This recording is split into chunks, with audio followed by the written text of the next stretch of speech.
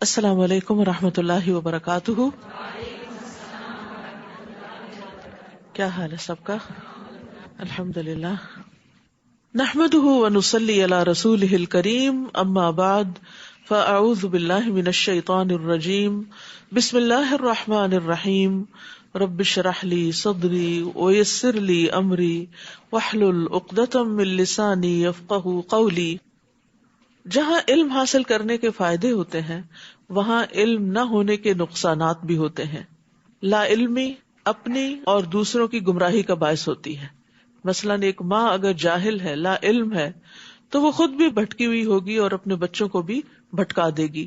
اور اسی طرح وہ تمام لیڈرز جو خود صحیح طور پر علم نہیں رکھتے، جب وہ بغیر علم کے بات کرتے ہیں تو ان کی بات جہاں تک پہنچتی ہے ان لوگوں کی بھی گمراہی کا باعث بنتی ہے.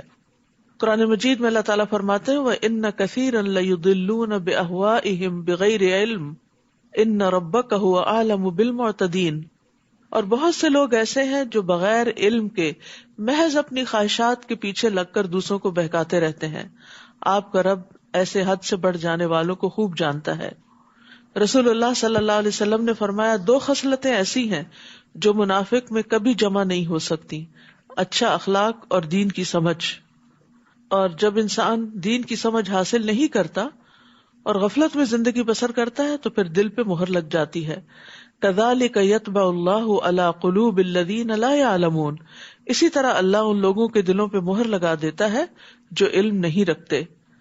بن باز کہتے ہیں انسان جب علم کی مجلسوں میں حاضر نہ ہو، نہ ہی خطبہ سنے، اور اسے اس کی پرواہ بھی نہ ہو کہ اہل علم کیا بتاتے ہیں، تو اس کی غفلت بڑھتی جائے گی اور اس کا دل سخت ہو جائے گا، یہاں تک کہ اس پر مہر لگا دی جائے گی تو وہ غافلوں میں شمار ہوگا. تو اللہ تعالیٰ ہمیں اس سے محفوظ رکھے. 29واں پارہ.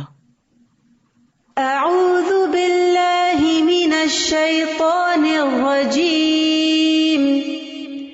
بسم اللہ الرحمن الرحیم.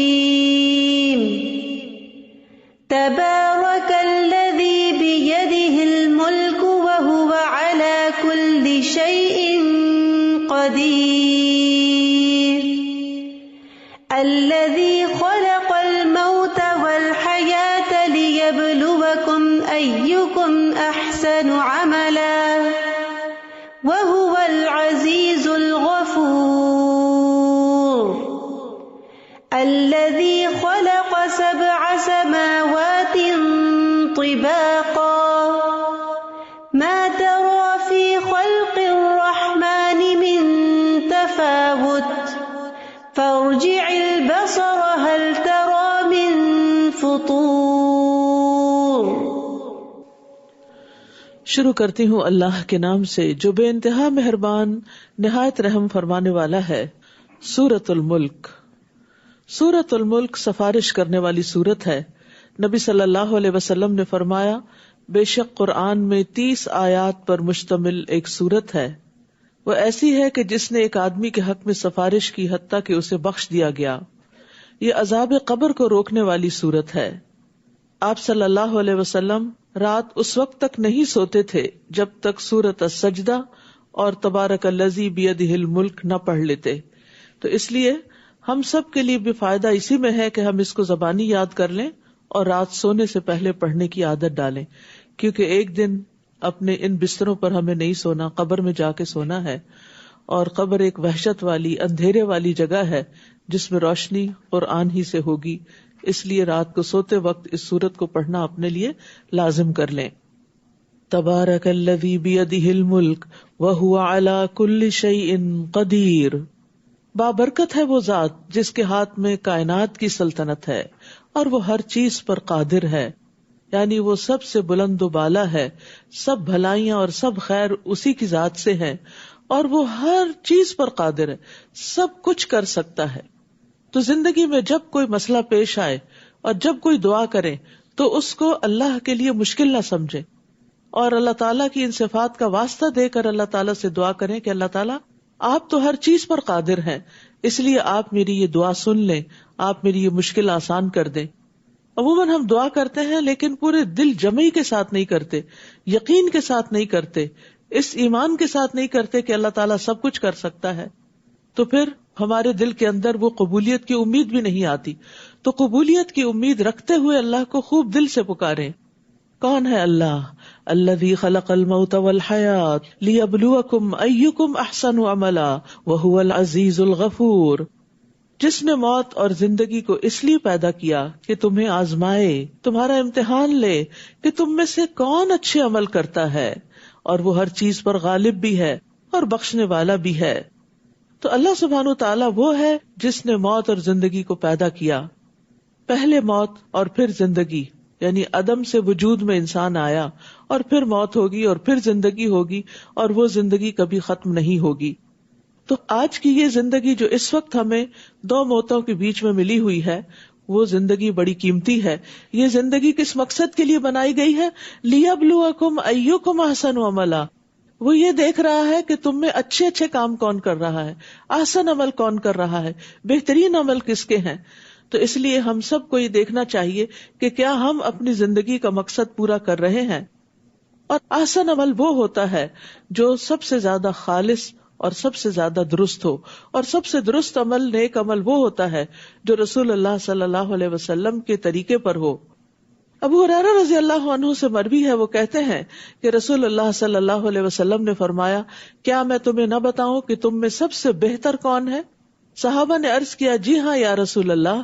آپ صلی اللہ علیہ وسلم نے فرمایا، تم میں سب سے بہترین لوگ وہ ہیں جن کی عمریں لمبی ہوں اور وہ احسن طریقے سے عمل کرنے والے ہوں، یعنی جن کے کام اچھے ہوں اور زندگی بھی لمبی ملے کہ جس میں وہ خوب خوب نیکیاں کما سکیں. تو ہم جو بھی کام کریں اسے اچھے طریقے سے کرنا چاہیے، خواہ وہ عبادت ہو، خواہ وہ معاملات ہو، خواہ وہ اخلاق ہو، کوئی بھی چیز ہو، اپنے طور پر اپنی پوری کیپیسٹی کے ساتھ، اپنی پوری کوشش کے ساتھ انسان اس کو اچھے سے اچھا کرنے کی کوشش کرے، سر سے نہ اتارے. رسول اللہ صلی اللہ علیہ وسلم نے فرمایا، جو مسلمان فرض نماز کا وقت پائے، پھر اچھی طرح وضو کرے اور اچھی طرح خشوع و خضوع سے نماز ادا کرے اور اچھی طرح رکوع کرے، تو وہ نماز اس کے پچھلے تمام گناہوں کے لیے کفارہ ہو جائے گی، بشرطے کہ اس سے کسی کبیرہ گناہ کا ارتکاب نہ ہوا ہو، اور یہ سلسلہ ہمیشہ قائم رہے گا. تو ایسا خوش قسمت شخص آخری نماز جب پڑھے گا تو بخشا ہوا ہوگا، اور اس کے بعد اگر دنیا سے جاتا ہے تو اللہ سے اچھے حال میں انشاءاللہ ملاقات کرے گا. اسی طرح معاملات میں حسن اختیار کرنا چاہیے. ایک آدمی آیا، وہ رسول اللہ صلی اللہ علیہ وسلم سے اونٹ کا مطالبہ کر رہا تھا. آپ نے فرمایا، اسے اس کے اونٹ سے بہتر عمر کا اونٹ دے دو، اور فرمایا تم میں سے بہتر وہ ہے جو ادائیگی میں بہتر ہو، یعنی جب اسے دینا پڑے، کچھ لوٹانا پڑے تو عمدہ طریقے سے، آسان طریقے سے لوٹائے. اسی طرح اخلاق میں حسن کیا ہے؟ رسول اللہ صلی اللہ علیہ وسلم نے فرمایا، بے شک تم میں میرے نزدیک سب سے زیادہ محبوب لوگ وہ ہیں جن کے اخلاق اچھے ہیں. تو انسان کو صرف دنیاوی معاملات میں، صرف مال و دولت میں ہی ایکسیلنس کے لیول پر نہیں جانا چاہیے، ہر چیز کے اندر اس کو خوبصورتی اختیار کرنی چاہیے. اور ویسے بھی ان اللہ جمیل یحب الجمال، اللہ تعالیٰ خوبصورت ہے، خوبصورتی کو پسند کرتا ہے. تو اعمال میں بھی خوبصورتی، معاملات میں بھی خوبصورتی. پھر کون ہے وہ اللہ؟ یہ سورت اللہ سبحانہ تعالیٰ کا ایک بہترین تعارف بھی کرواتی ہے، جس میں اللہ تعالیٰ کی بہت سی صفات اور افعال کا ذکر کیا گیا ہے. اسی نے 7 آسمان تہ بتہ پیدا کیے، تم رحمان کی پیدا کردہ چیزوں میں کوئی بے ربطی نہ دیکھو گے. ذرا دوبارہ آسمان کی طرف دیکھو، کیا تمہیں اس میں کوئی خلل نظر آتا ہے، کوئی رخنا؟ پھر اسے بار بار دیکھو، تمہاری نگاہ تھک کر نامراد پلٹ آئے گی. نیز ہم نے آسمان دنیا کو چراغوں سے سجا دیا، یعنی جو آسمان ہمیں نظر آتا ہے اس پہ ستارے ہیں، ان چراغوں کو شیطانوں کو مار بھگانے کا ذریعہ بنا دیا، اور ان کے لیے ہم نے بھڑکتی ہوئی آگ تیار کر رکھی ہے.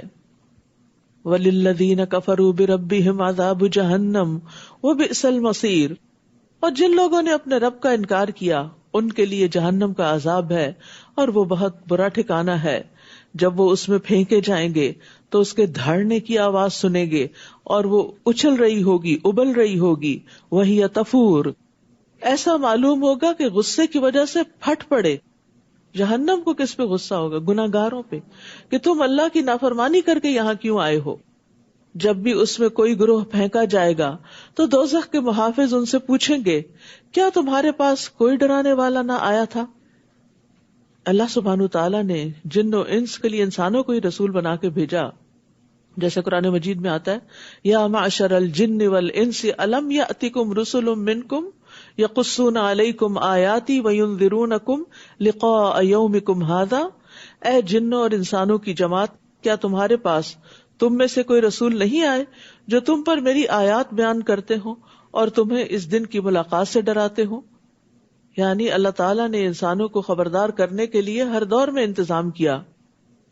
قالوا بلا قد جاءنا نذیر، وہ کہیں گے کیوں نہیں، ڈرانے والا تو ہمارے پاس آیا تھا، ہمیں بتایا گیا تھا، خبردار کیا گیا تھا، مگر ہم نے اسے جھٹلا دیا اور کہا اللہ نے تو کچھ نہیں اتارا، تم ہی بڑی گمراہی میں پڑے ہوئے ہو، یعنی ہدایت دینے والوں کو ہم نے گمراہ قرار دے دیا. پھر کہیں گے کاش ہم اس کی بات سن لیتے یا سمجھتے تو آج اہل دوزخ میں سے نہ ہوتے.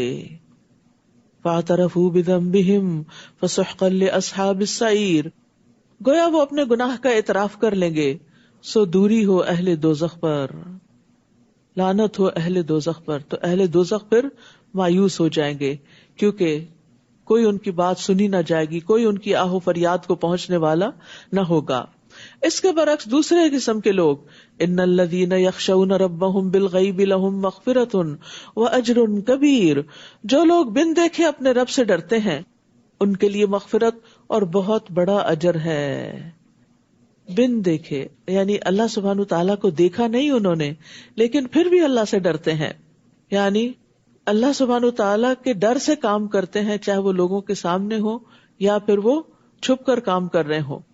اسی طرح اس کا ایک معنی یہ ہے کہ لوگوں سے چھپ کر نیک اعمال کرنے والے ہیں، اپنی تنہائیوں میں اپنے رب سے ڈرتے ہیں، اپنی نمازیں، عبادتیں اور تنہائیوں میں وہ اللہ سے ڈر کے سب کام کر رہے ہوتے ہیں. رسول اللہ صلی اللہ علیہ وسلم نے فرمایا جو اپنے عمل صالح کو مخفی رکھنے کی طاقت رکھتا ہے تو اسے چاہیے کہ وہ ایسا ہی کرے، یعنی جیسے صدقہ چھپا کے کرنا یا نوافل چھپ کے ادا کرنا یا ذکر کرنا، یعنی اپنی نیکیوں کا بہت پرچار نہ کرے.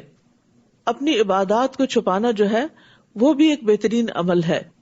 ایوب سختیانی ساری رات قیام کرتے رہتے اور اس کو چھپاتے تھے، جب صبح قریب آتی تو اونچی آواز میں قرآن پڑھنا شروع کر دیتے، گویا کہ انہوں نے ابھی نماز شروع کی ہے، گھر والوں کو نہیں بتاتے تھے. نبی صلی اللہ علیہ وسلم نے فرمایا 7 طرح کے لوگوں کو اللہ اس دن اپنے سائے میں جگہ دے گا جس دن اس کے سائے کے سوا کوئی سایہ نہ ہوگا. ان میں سے ایک وہ شخص جس نے صدقہ کیا مگر اتنا چھپا کے کہ بائیں ہاتھ کو خبر بھی نہیں ہوئی کہ اس کے دائیں ہاتھ نے کیا دیا. اسی طرح تنہائی میں اللہ کی یاد میں آنسو بہانے چاہیے، یعنی اکیلے میں رونا چاہیے. بعض اوقات ہم مجلس میں ہوتے ہیں، کوئی بات ہمیں اچھی لگتی ہے، کوئی دل پہ اترتی ہے، ہماری آنکھوں میں آنسو بھی آ جاتے ہیں، یا تراویح پڑھتے ہوئے، قیام کرتے ہوئے، وہ ٹھیک ہے، اس میں بھی منع نہیں ہے. جب انسان کو رونا ہے تو اس کو رو لینا چاہیے، لیکن وہ بھی خالصتاً اللہ کے لیے ہونا چاہیے. اور اس کے علاوہ جب انسان اکیلا ہو تو اللہ کو یاد کر کے روئے، کیونکہ وہ آنسو بڑا قیمتی ہے کہ جو تنہائی میں صرف اللہ کے لیے بہایا جائے. وَأَسِرُّوا قَوْلَكُمْ أَوِ اجْهَرُوا بِهِ إِنَّهُ عَلِيمٌ بِذَاتِ الصُّدُورِ، اور تم خواہ چپکے سے بات کرو یا اونچی آواز سے، وہ تو دلوں کے راز تک جانتا ہے. أَلَا يَعْلَمُ مَنْ خَلَقَ وَهُوَ اللَّطِيفُ الْخَبِيرُ، بھلا وہ نہ جانے گا جس نے سب کو پیدا کیا، وہ تو باریک بین اور ہر چیز سے پوری طرح باخبر ہے. یعنی جس نے انسان کو بنایا ہے وہ انسان کے دل کے حالات تک بھی جانتا ہے. وہی تو ہے جس نے زمین کو تمہارے تابع کر رکھا ہے. اب آپ دیکھ رہے ہیں مسلسل اللہ سبحانہ وتعالیٰ کا تعارف کروایا جا رہا ہے. وہی تو ہے جس نے زمین کو تمہارے تابع کر رکھا ہے، اس کے اطراف میں چلو پھرو اور اس اللہ کا رزق کھاؤ اور اسی کی طرف لوٹ کر جانا ہے. یعنی زمین میں رزق کی تلاش میں گھومو پھرو اور اللہ کے رزق کو استعمال کرو. یہ بھی ایک عبادت ہے جب انسان اس کو فیر طریقے سے، اچھے طریقے سے کرتا ہے. کیا تم اس سے بے خوف ہو گئے ہو کہ جو آسمان میں ہے وہ تمہیں زمین میں دھنسا دے پھر وہ یکا یک لرزنے لگے؟ یا اس سے بے خوف ہو گئے کہ جو آسمان میں ہے، کون ہے آسمان میں؟ اللہ سبحانہ تعالیٰ، کہ وہ تم پر پتھراؤ کرنے والی ہوا بھیج دے پھر فوراً تمہیں معلوم ہو جائے کہ میرا ڈرانا کیسا ہوتا ہے. اور ان سے پہلے گزرے ہوئے لوگ بھی جھٹلا چکے ہیں، پھر دیکھ لو میری گرفت کیسی تھی. کیا انہوں نے اپنے اوپر پرندوں کو نہیں دیکھا کہ وہ کیسے اپنے پر کھولتے اور بند کر لیتے ہیں؟ رحمان کے سوا کوئی نہیں ہے جو انہیں تھامے رکھے، وہ یقیناً ہر چیز کو دیکھ رہا ہے۔ بھلا وہ کون سا لشکر تمہارے پاس ہے جو رحمان کے مقابلے میں تمہاری مدد کرے گا؟ یہ کافر تو محض دھوکے میں پڑے ہوئے ہیں۔ یعنی انسان کو کبھی بھی یہ نہیں سوچنا چاہیے کہ کوئی ایسا طاقتور ہے، زور آور ہے، اکیلا یا کوئی لشکر پورا کہ جو مجھے اللہ کے عذاب سے بچا لے گا۔ کوئی بھی نہیں بچا سکتا۔ یا اگر وہ اللہ تمہارا رزق روک لے تو کون ہے جو تمہیں رزق دے گا؟ بلکہ یہ لوگ سرکشی اور نفرت کی گہرائی تک چلے گئے ہیں۔ تو بات یہ ہے کہ جس سے اللہ روک لے اسے کوئی دینے والا نہیں ہوتا۔ اسی لیے ہم نماز کے بعد دعا کرتے ہیں، اللہم لا مانع لما اعطیت ولا معطی لما منعت ولا ينفع ذا الجد منک الجد افمن یمشی مکبا علی وجہہ اہدی ام من یمشی سویا علی صراط مستقیم۔ بھلا وہ شخص جو اپنے منہ کے بل اوندا ہو کر چل رہا ہو وہ زیادہ صحیح راہ پانے والا ہے یا جو سیدھا کھڑا ہو کر راہ راست پر چل رہا ہو؟ آپ ان سے کہیے، اللہ ہی ہے جس نے تمہیں پیدا کیا اور تمہارے کان، آنکھیں اور دل بنائے، مگر تم کم ہی شکر ادا کرتے ہو۔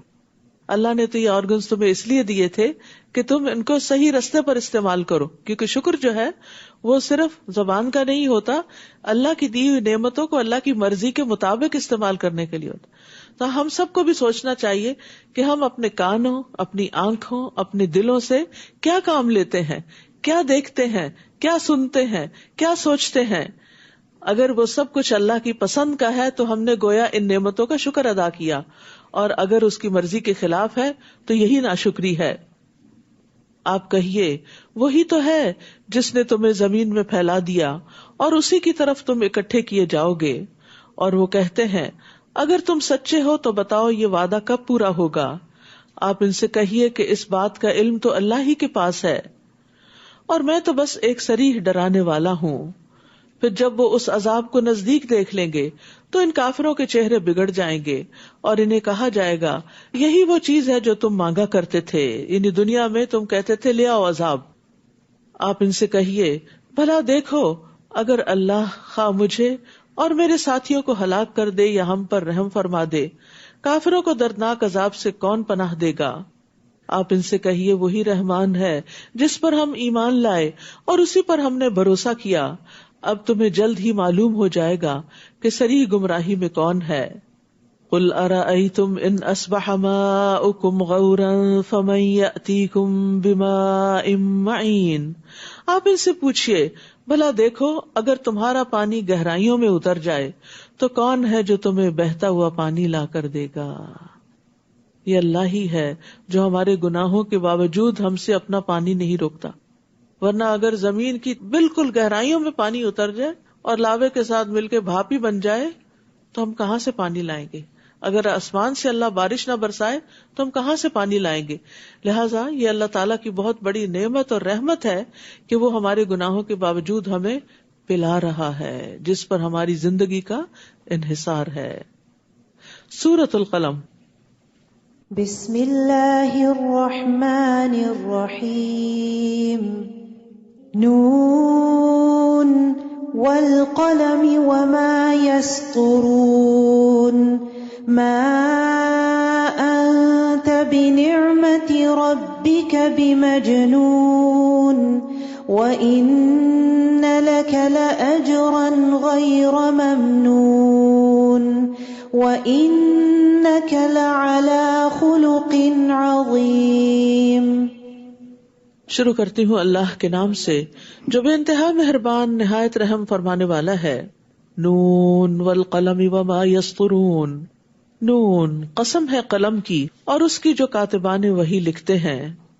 اللہ سبحانہ تعالیٰ نے قلم کی قسم کھائی ہے کیونکہ اس کے ساتھ تمام الہامی کتابیں لکھی گئیں اور باقی علوم بھی اسی کے ساتھ ضبط کیے گئے۔ اللہ سبحانہ تعالیٰ نے قلم کو یہ شرف بھی بخشا کہ اسے اپنے ہاتھوں سے پیدا کیا۔ 4 چیزیں اللہ نے اپنے ہاتھ سے پیدا کی، عرش، قلم، آدم اور جنت عدن، اور پھر باقی مخلوق سے کہا کہ ہو جاؤ تو وہ بن گئی۔ اسی طرح ایک روایت میں آتا ہے کہ اللہ نے سب سے پہلے قلم کو پیدا کیا تو اسے اپنے دائیں ہاتھ میں پکڑا اور اللہ کے دونوں ہاتھ دائیں ہیں۔ پھر اس نے دنیا کو اور دنیا میں کیے جانے والے ہر عمل اور معمول کو نیکی و بدی اور خشک و تر کو لکھا اور سب چیزوں کو اپنے پاس ذکر میں شمار کر لیا، یعنی لوح محفوظ میں رکھا. یعنی اللہ تعالیٰ کا یہ علم سابق ہے، یعنی پہلے سے ہی اللہ کو پتہ. لکھنے کا مطلب کیا؟ اللہ سبحانہ و تعالیٰ کو پہلے سے ہی پتا ہے کہ میں جس مخلوق کو پیدا کروں گا اور اس کو کچھ بھی اختیار اور ارادہ دوں گا تو وہ کیا کیا کرے گی، اور مختلف چیزوں کے جو پیدا کی گئی کریشنز ان کے فنکشنز کیا ہوں گے.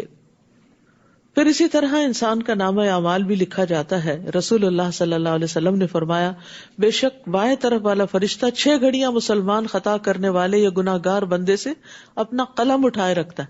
تو یہ جو کرامن کاتبین ہے یہ بھی قلم سے ہی لکھتے ہیں.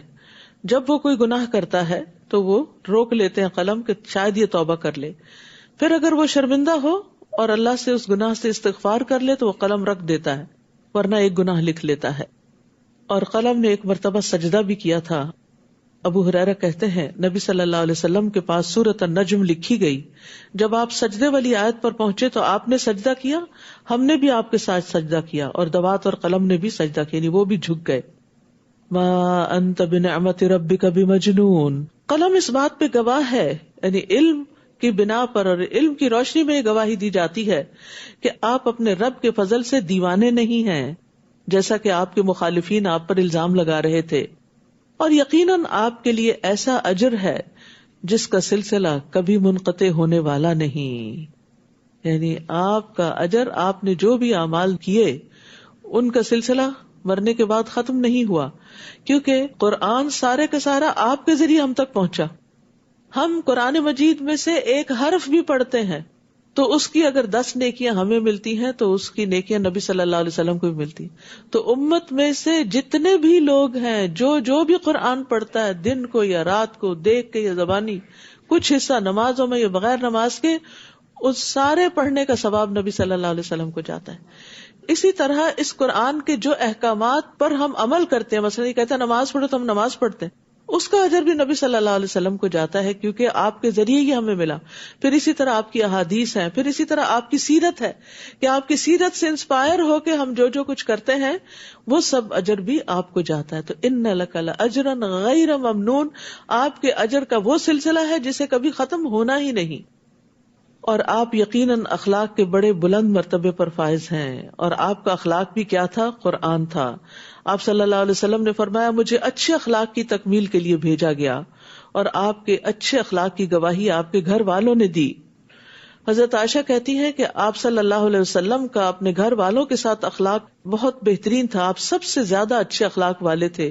آپ کوئی بےہودہ کام یا فحش گفتگو کرنے والے نہ تھے، نہ ہی بازاروں میں شور و غل کرنے والے، نہ برائی کا بدلہ برائی سے دیتے تھے، بلکہ معاف کرتے اور درگزر فرماتے تھے. تو یہ اچھے اخلاق کی علامات ہیں جو حضرت عائشہ سے بیان ہوئی ہیں. اچھا اخلاق جو ہے وہ ایمان کی تکمیل کرتا ہے. مومنوں میں سب سے زیادہ کامل ایمان والے وہ مومن ہوتے ہیں جن کا اخلاق اچھا ہوتا ہے. اسی طرح اسلام کی خوبصورتی جو ہے وہ اچھے اخلاق کے ساتھ ہے. میزان میں سب سے بھاری نیکی عمدہ اخلاق ہے، اور جنت میں خوبصورت گھر اس کا ہے کہ جو اپنے اخلاق کو عمدہ بنا لے. فَسَتُبْصِرُ وَيُبْصِرُونَ بِأَيِّكُمُ الْمَفْتُونَ. ان قریب آپ بھی دیکھ لیں گے اور وہ بھی دیکھ لیں گے کہ تم میں سے کون جنون میں مبتلا ہے. بلا شبہ آپ کا رب خوب جانتا ہے کہ کون اس کی راہ بھول گیا ہے اور کون سیدھے راستے پر ہے. لہٰذا آپ ان جھٹلانے والوں کی بات نہ مانیے. وہ تو چاہتے ہیں کہ آپ نرم رویہ اختیار کریں تو وہ بھی نرم ہو جائیں. اور ہر قسمیں کھانے والے دلیل کی بات نہ مانیے، یعنی جھوٹی قسم کا سہارا لینے والے کی بات کو قبول نہ کیجیے. یعنی کسی کے دباؤ میں آ کر جو قسم کھاتا ہے وہ بہت بڑا جرم کرتا ہے، اور دباؤ میں آ کر انسان عموماً سچی قسم نہیں جھوٹی قسم ہی کھاتا ہے. نبی صلی اللہ علیہ وسلم نے فرمایا جو کسی کے دباؤ میں آ کر جھوٹی یا سچی یعنی جو بھی قسم کھا لے تو اسے چاہیے کہ اس کے سبب اپنا ٹھکانہ جہنم میں بنا لے. اس لیے قسم بہت سوچ سمجھ کے کھانی چاہیے. ہمازٍ مشاء بنمیم، جو تانے دینے والا اور چغلیاں کھاتا پھرتا ہے. یہاں یہ جو خصوصیات بتائی گئی، ایک طرف نبی صلی اللہ علیہ وسلم کا اعلیٰ اخلاق ہے جس کی گواہی اللہ سبحانہ تعالیٰ نے دی، اور دوسری طرف آپ کے دشمن کا اخلاق کہ جو انتہائی بد اخلاق ہے، اور اس کی بد اخلاقی کی یہاں ڈیٹیلز بتائی گئی. آپ کے اخلاق کی ڈیٹیلز نہیں بتائی گئی، لیکن بد اخلاقی کی تفصیلات یہاں بتائی گئی کہ جو لوگ آپ کے دشمن ہیں وہ خود کیا ہیں، وہ کیا کر رہے ہیں. روایات میں آتا ہے کہ یہ ولید بن مغیرہ کی طرف اشارہ ہے جو نبی صلی اللہ علیہ وسلم کے پیغام کو سمجھ بھی گیا تھا، لیکن اس کے باوجود وہ آپ سے دشمنی رکھتا تھا. اور اس کا طریقہ کیا تھا؟ تانے دینے والا اور چگلیاں کھاتا پھرتا. چگلی وہ ہوتی ہے جو لوگوں میں فساد پیدا کر دیتی ہے، ادھر کی بات ادھر، ادھر کی ادھر. نبی صلی اللہ علیہ وسلم نے فرمایا اللہ کے بہترین بندے وہ ہیں کہ انہیں دیکھ کر اللہ یاد آ جائے، اور اللہ کے بدترین بندے وہ ہیں جو چغل خوری کرتے ہیں، دوستوں کے درمیان تفریق پیدا کرتے ہیں، باغی، بیزار، متعنت ہوتے ہیں. چغل خور کے بارے میں حدیث میں آتا ہے کہ وہ جنت میں داخل نہ ہوگا. اور چغل خور کے لیے نبی صلی اللہ علیہ وسلم نے ایک قبر کے پاس سے گزرتے ہوئے بتایا کہ اس کو چغل خوری کی وجہ سے عذاب قبر ہو رہا ہے. تو یہ غیبت اور چغلی جو ہے یہ صرف دنیا میں نہیں، آخرت کے لیے بہت سخت نقصان دہ ہے. دنیا میں بھی فساد پیدا ہو جاتا ہے اور بہت سی خیر سے محروم ہو جاتا ہے، لیکن یہ آخرت کے اعتبار سے بہت ہی نقصان دہ چیزیں ہیں، ان سے بچنا چاہیے. بھلائی سے ہر دم روکنے والا، حد سے بڑھنے والا، گناہ گار ہے، سخت مزاج ہے، اور ان باتوں کے علاوہ بد اصل بھی ہے، اس بنا پر کہ وہ مالدار ہے اور بیٹوں والا ہے. یعنی اس کے اس تکبر اور بد اخلاقی کی بنیادی وجہ کیا ہے کہ وہ مال اور اولاد پا کر اوور کانفیڈنٹ ہو گیا ہے کہ میں اللہ کا بڑا پسندیدہ ہوں. عموماً یہی ہوتا ہے کہ جس شخص کے پاس مال آ جاتا ہے اس کے اندر عجب طرح کی نخوت پیدا ہو جاتی، ایک تکبر سا آ جاتا ہے اس کے رویے میں، اور وہ دوسروں کو حقیر سمجھنے لگتا ہے. تو یہاں پر آخر میں یہی بات کی گئی کہ اس بنا پر یہ ساری چیزیں کر رہا ہے.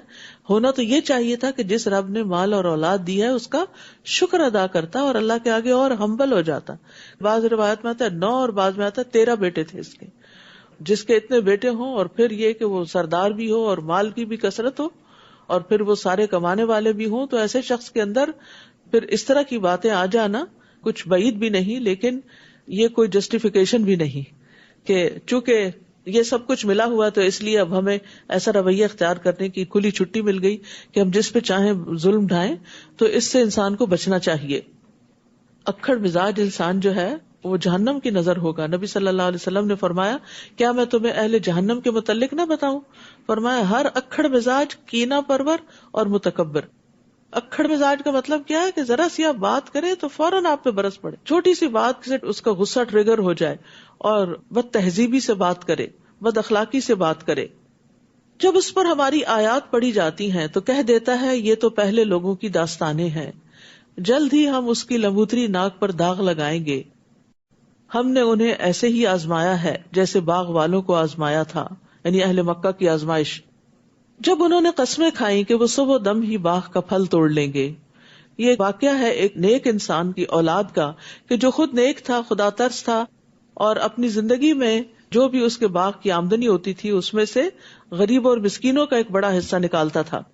لیکن جب وہ فوت ہو گیا تو بچوں نے کہا کہ ہمارا باپ تو بہت ناسمجھ تھا اور وہ مال جو ہے وہ اوروں میں بانٹ دیتا تھا، ہمارے تو اپنے خرچے پورے نہیں ہوتے، اس لیے ہم مسکینوں سے چھپ کے راتوں رات اپنے باغ کا پھل توڑ لیں گے تاکہ ہمیں کسی کو ایک دانہ بھی دینا نہ پڑے. اور وہ کوئی استثناء نہیں کر رہے تھے. پھر آپ کے رب کی طرف سے ایک آفت اس باغ پر پھر گئی جبکہ وہ ابھی سوئے ہوئے تھے، اور باغ یوں ہو گیا جیسے کٹی ہوئی کھیتی ہو. وہ صبح دم ایک دوسرے کو پکارنے لگے کہ اگر تمہیں پھل توڑنا ہے تو سویرے سویرے اپنی کھیتی کی طرف نکل چلو. پھر وہ چل کھڑے ہوئے اور آپس میں چپکے چپکے کہہ رہے تھے آج کوئی مسکین تمہارے پاس نہیں آئے گا. اور وہ صبح سویرے ہی لپکتے ہوئے وہاں جا پہنچے جیسے کہ وہ پھل توڑنے کی پوری قدرت رکھتے ہوں. پھر جب انہوں نے باغ کی طرف دیکھا تو کہنے لگے یقیناً ہم تو راستہ بھول گئے. پھر غور سے دیکھا تو کہنے لگے بلکہ ہمارے تو نصیب ہی پھوٹ گئے. یہ کیا ہوا؟ سارا باغ ہی جل گیا.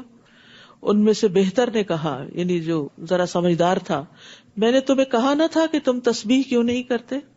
وہ فوراً کہنے لگے سبحان ربنا انا کننا ظالمین، پاک ہے ہمارا رب، ہم ہی ظالم تھے.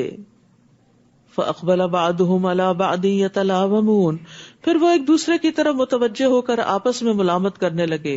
بولے ہائے افسوس، ہم ہی سرکش ہو گئے تھے. کچھ بعید نہیں ہمارا رب ہمیں اس کے بدلے میں اس سے اچھا باغ عطا فرمائے. ہم اپنے رب کی طرف راغب ہوتے ہیں. ایسا ہوتا ہے عذاب، اور آخرت کا عذاب تو اس سے بھی بڑا ہے، کاش یہ لوگ جان لیتے. اس واقعے میں 2 بڑے اہم سبق ہیں سیکھنے کے. ایک یہ کہ بری نیت رکھنے سے بھی انسان کو بعض اوقات سزا مل جاتی. یہاں ان کا ارادہ برا تھا، ان کی نیت خراب ہوئی تھی، ابھی انہوں نے کیا کچھ نہیں تھا کہ پھل توڑ کے گھر نہیں لائے تھے، لیکن صرف نیت کی تھی کہ ہم ایسا اور ایسا غلط کام کریں گے. اللہ نے اس بری نیت پر ان کو پکڑ لیا. تو انسان کو اپنی نیت اور خاص طور پر دوسروں کی خیر خواہی کے بارے میں ہمیشہ چوکنا رہنا چاہیے. بعض اوقات انسان اپنے دل میں بدگمانی پال لیتا ہے، بعض اوقات ایسی چیزوں کو جما لیتا ہے جس کی کوئی بنیاد ہی نہیں ہوتی، دوسرے کے بارے میں ایک منفی سوچ پیدا کر کے اسی پر ہی اپنے عمل اور رویے کو قائم کر لیتا ہے. تو اس سے بھی بچنا چاہیے، کیونکہ اس سے بھی زندگی میں مشکلات ہو سکتی. دوسرے آپ کے خلاف اسی طرح کی بدگمانیاں رکھ سکتے ہیں. دوسرا اہم سبق کہ جب ان کے باغ کو نقصان ہوا اور دیکھا انہوں نے تو اپنی غلطی مان گئے. یہ ان کی اچھی خوبی تھی، اور ایک مومن کے اندر یہی خوبی ہونی چاہیے کہ لا الہ الا انت سبحانک، اللہ آپ سے ناراض نہیں، ہم آپ پاک ہیں. ورنہ عموماً جب کوئی نقصان ہوتا ہے تو ہم کیا کہتے ہیں، میرے ساتھ یہ کیوں ہوا، یعنی دوسرے لفظوں میں نعوذ باللہ اللہ نے میرے ساتھ زیادتی کی. یہاں انہوں نے اللہ تعالیٰ کو بلیم نہیں کیا، کہا سبحان ربنا انا کنا ظالمین. اور پھر اچھی امید، باغ جل کے دوبارہ لگنا اور پھر پھل دینے کے موقع تک پہنچنا ایک لمبا عرصہ چاہتا ہے، لیکن پھر بھی یہ بڑے ہوپ فل رہے اور کہنے لگے ہمیں امید ہے کہ ہمارا رب ہمیں اس سے بہتر بدلے میں دے دے. ہم اپنے رب کی طرف رغبت کرتے ہیں، ہم سے جو قصور ہوا ہے ہم اس کی معافی مانگ لیتے ہیں. ان للمتقین عند ربہم جنات النعیم، پرہیزگاروں کے لیے ان کے رب کے ہاں نعمتوں والی جنتیں ہیں. کیا ہم فرما برداروں کا حال مجرموں کا سا بنا دیں گے؟ تمہیں کیا ہو گیا ہے، یہ تم کیسا حکم لگاتے ہو؟ یا تمہارے پاس کوئی کتاب ہے جس میں تم یہ بات پڑھتے ہو کہ تمہارے لیے آخرت میں وہی کچھ ہوگا جسے تم پسند کرو گے؟ یعنی تم اپنے عمل سے پیچھے کیوں ہو؟ کیا سوچتے ہو کہ تمہارے لیے بخشش کے وعدے ہیں، یا آخرت میں تمہاری مرضی کے مطابق فیصلے کیے جائیں گے؟ یا ہمارے ذمہ تمہارے پاس حلفیہ عہد ہے، یعنی تم نے اللہ سے کوئی قسم لے رکھی ہے جو قیامت کے دن تک جا پہنچیں گے کہ تمہیں وہاں وہی کچھ ملے گا جو تم فیصلہ کرو گے؟ سلہم، آپ ان سے پوچھئے کہ اس بات کا ضامن کون ہے، کس نے یہ گارنٹی دی ہے کہ قیامت کے دن تمہاری مرضی کے مطابق فیصلہ ہوگا، تمہارے حق میں ہوگا؟ یا ان کے کچھ شریک ہیں، پھر اگر وہ سچے ہیں تو اپنے شریکوں کو لائیں. یوم یکشف عن ساق ویدعون الی السجود فلا یستطیعون، جس دن پنڈلی کھول دی جائے گی اور انہیں سجدہ کرنے کو بلایا جائے گا تو یہ سجدہ نہ کر سکیں گے. جو لوگ دنیا میں نماز نہیں پڑھتے، اللہ کے آگے نہیں جھکتے، رکوع نہیں کرتے، سجدہ نہیں کرتے، قیامت کے دن بھی جب انہیں سجدے کے لیے بلایا جائے گا تو وہ سجدہ نہ کر سکیں گے، وہاں محروم رہ جائیں گے. اور ایک روایت میں آتا ہے کہ وَيَبْقَى كُلُّ مُنَافِقٍ، ہر منافق باقی رہ جائے گا، بس وہ سجدہ کرنے کی طاقت نہ رکھے گا. اسی طرح ریاکار سجدہ نہ کر سکیں گے، یعنی دنیا میں جو لوگ دکھاوے اور ناموری کے لیے سجدے کرتے تھے، جب وہ سجدہ کرنا چاہیں گے تو ان کی پیٹھ تختے کی ہو جائے گی. خاشعۃ ابصارہم ترہقہم ذلہ وقد کانوا یدعون الی السجود وہم سالمون، ان کی نگاہیں جھکی ہوئی ہوگی اور ان پر ذلت چھا رہی ہوگی. یعنی آپ سوچئے کہ جب سب لوگ سجدے میں گئے اور وہ جا ہی نہیں پا رہے تو کس قدر شرمندگی ہوگی. وہ دنیا میں سجدے کی طرف بلائے جاتے تھے اور اس وقت وہ صحیح سالم تھے، تو پھر بھی وہ سجدہ نہیں کرتے تھے. ابراہیم تیمی کہتے ہیں کہ ان کو فرض نماز کی طرف آذان اور تکبیر کے ساتھ بلایا جاتا تھا. سعید بن جبیر کہتے ہیں کہ وہ حی علی الفلاح سنتے تھے لیکن اس پر جواب نہیں دیتے تھے، یعنی نماز کی طرف نہیں آتے تھے. تو اللہ ہمیں اور ہمارے سب عزیزوں، دوستوں، رشتہ داروں کو نماز کا پابند کر دے. رب اجعلنی مقیم الصلاۃ ومن ذریتی ربنا وتقبل دعا ربنا اغفر لی ولوالدی وللمؤمنین یوم یقوم الحساب. اس رمضان میں خاص طور پر اپنے ان تمام رشتہ داروں کے لیے دعا کریں جن کے بارے میں آپ کو پتا ہے کہ وہ نماز نہیں پڑھتے. آپ دیکھیں کتنا بھیانک انجام ہونے والا ہے بے نمازوں کا، اور کتنی ذلت اور رسوائی اور عذاب ہے، اور کتنی شرمندگی ہوگی ان کے لیے قیامت کے دن. تو اس لیے اللہ سے دعا کریں کہ ان کے دل نرم ہو جائیں اور وہ اس کی اہمیت کو سمجھے. لہٰذا جو شخص اس کلام کو جھٹلاتا ہے اس کا معاملہ مجھ پر چھوڑ دو، ہم انہیں بتدریج تباہی کی طرف یوں لے جائیں گے کہ انہیں خبر بھی نہ ہوگی. وہ کس طرح؟ استدراج کا لفظ یہاں پر آیا ہے. استدراج ہوتا ہے کہ ہم ان پر نعمتوں کی فراوانی کریں گے اور وہ نعمتوں پر شکر ادا نہیں کریں گے. حسن کہتے ہیں کتنے ہی لوگ ہیں جن پر احسان کر کے ان کو ڈھیل دی گئی پھر ان کو پکڑ لیا گیا. کتنے ہی لوگ ایسے ہیں جن کو تعریف کر کے فتنے میں ڈالا گیا. کتنے ہی لوگ ایسے ہیں جن کے عیبوں پر پردہ ڈال کر انہیں دھوکے میں ڈالا گیا. یعنی جب ان کی تعریف ہوئی تو وہ بھول گئے, انہوں نے کہا ہم تو پہلے ہی بہت اچھے ہیں اور کیا اچھا کرنا ہے.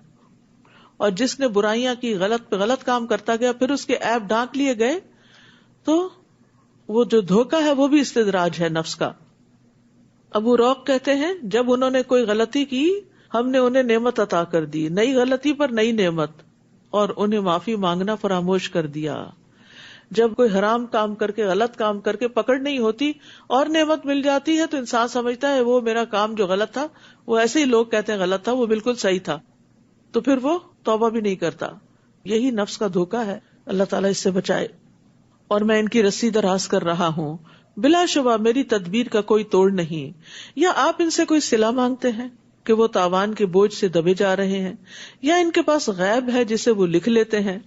بس آپ اپنے رب کے حکم کے انتظار میں صبر کیجئے اور مچھلی والے یونس کی طرح نہ ہو جائیے جب انہوں نے پکارا اور وہ غم سے بھرے ہوئے تھے. اذ نادا وہو مقذوم, اگر انہیں ان کے رب کے فضل نے نہ سنبھال لیا ہوتا تو وہ برے حالوں ایک چٹیل میدان میں پھینک دیے گئے تھے. چنانچہ ان کے رب نے انہیں چن لیا اور صالحین میں شامل کر دیا. اور کافر لوگ جب قرآن سنتے ہیں تو آپ کو ایسی نظروں سے دیکھتے ہیں گویا آپ کے قدم ڈگمگا دیں گے اور کہتے ہیں یہ تو ایک دیوانہ ہے.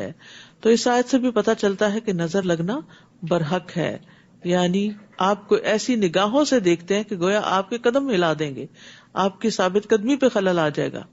تو اس لیے انسان کو نظر بد سے بچنے کی دعا کرتے رہنا چاہیے. وما هو الا ذکر للعالمین, حالانکہ یہ قرآن تمام اہل عالم کے لیے نصیحت ہے. سورۃ الحاقہ. بسم اللہ الرحمن الرحیم. الحاقہ ما الحاقہ وما أدراك ما الحاقة كذبت ثمود وعاد بالقارعة فأما ثمود فأهلكوا بالطاغية وأما عاد فأهلكوا بريح صرصر عاتية. شروع کرتی ہوں اللہ کے نام سے جو بے انتہا مہربان نہایت رحم فرمانے والا ہے. الحاقہ ما الحاقہ وما ادراک ما الحاقہ, سچ مچ ہو کر رہنے والی, وہ سچ مچ ہو کر رہنے والی کیا ہے, اور آپ کیا سمجھے کہ وہ سچ مچ ہونے والی کیا ہے. اشارہ ہے قیامت کی طرف. یہ قیامت کے ناموں میں سے ایک نام ہے, اور قیامت کیا ہے؟ فیصلوں کا دن ہے. اگلے پچھلے سارے لوگ ایک مقررہ دن میں جمع ہوں گے. اس دن آنکھیں پھٹی ہوئی ہوں گی, لوگ اپنے مقدموں کے فیصلے کا انتظار کر رہے ہوں گے. لیکن پچھلی تمام قوموں نے اس کو جھٹلا دیا. کذبت ثمود وعاد بالقارعہ, قوم ثمود اور عاد نے کھڑکھڑانے والی قیامت کو جھٹلایا تھا. ثمود تو ایک ہیبتناک چیخ سے ہلاک کیے گئے, رہے عاد تو وہ سناٹے کی سخت آندھی سے ہلاک کیے گئے. اللہ تعالیٰ نے اس آندھی کو ان پر متواتر 7 راتیں اور 8 دن مسلط کیے رکھا. ٹھنڈی یخ تیز ہوا کہ جو رکنے کا نام ہی نہیں لیتی تھی, ایک ہفتے کے بعد رکی جا کر. آپ وہاں ہوتے تو دیکھتے کہ وہ لوگ وہاں یوں چت گرے پڑے ہیں جیسے کھجور کے کھوکھلے تنے ہوں, یعنی ایسے پچھاڑ پچھاڑ کے گرائے گئے تھے لوگ. ہوا نے اٹھا اٹھا کے ان کو پٹخا کے مارا جس سے ان کی کھوپڑیاں پھٹ گئیں اور وہ مر گئے. کیا آپ ان میں سے کوئی بھی باقی بچا دیکھتے ہیں؟ اور فرعون اور جو لوگ اس سے پہلے تھے اور جو الٹائی ہوئی بستیوں میں رہتے تھے, سب گناہ کے کام کرتے تھے.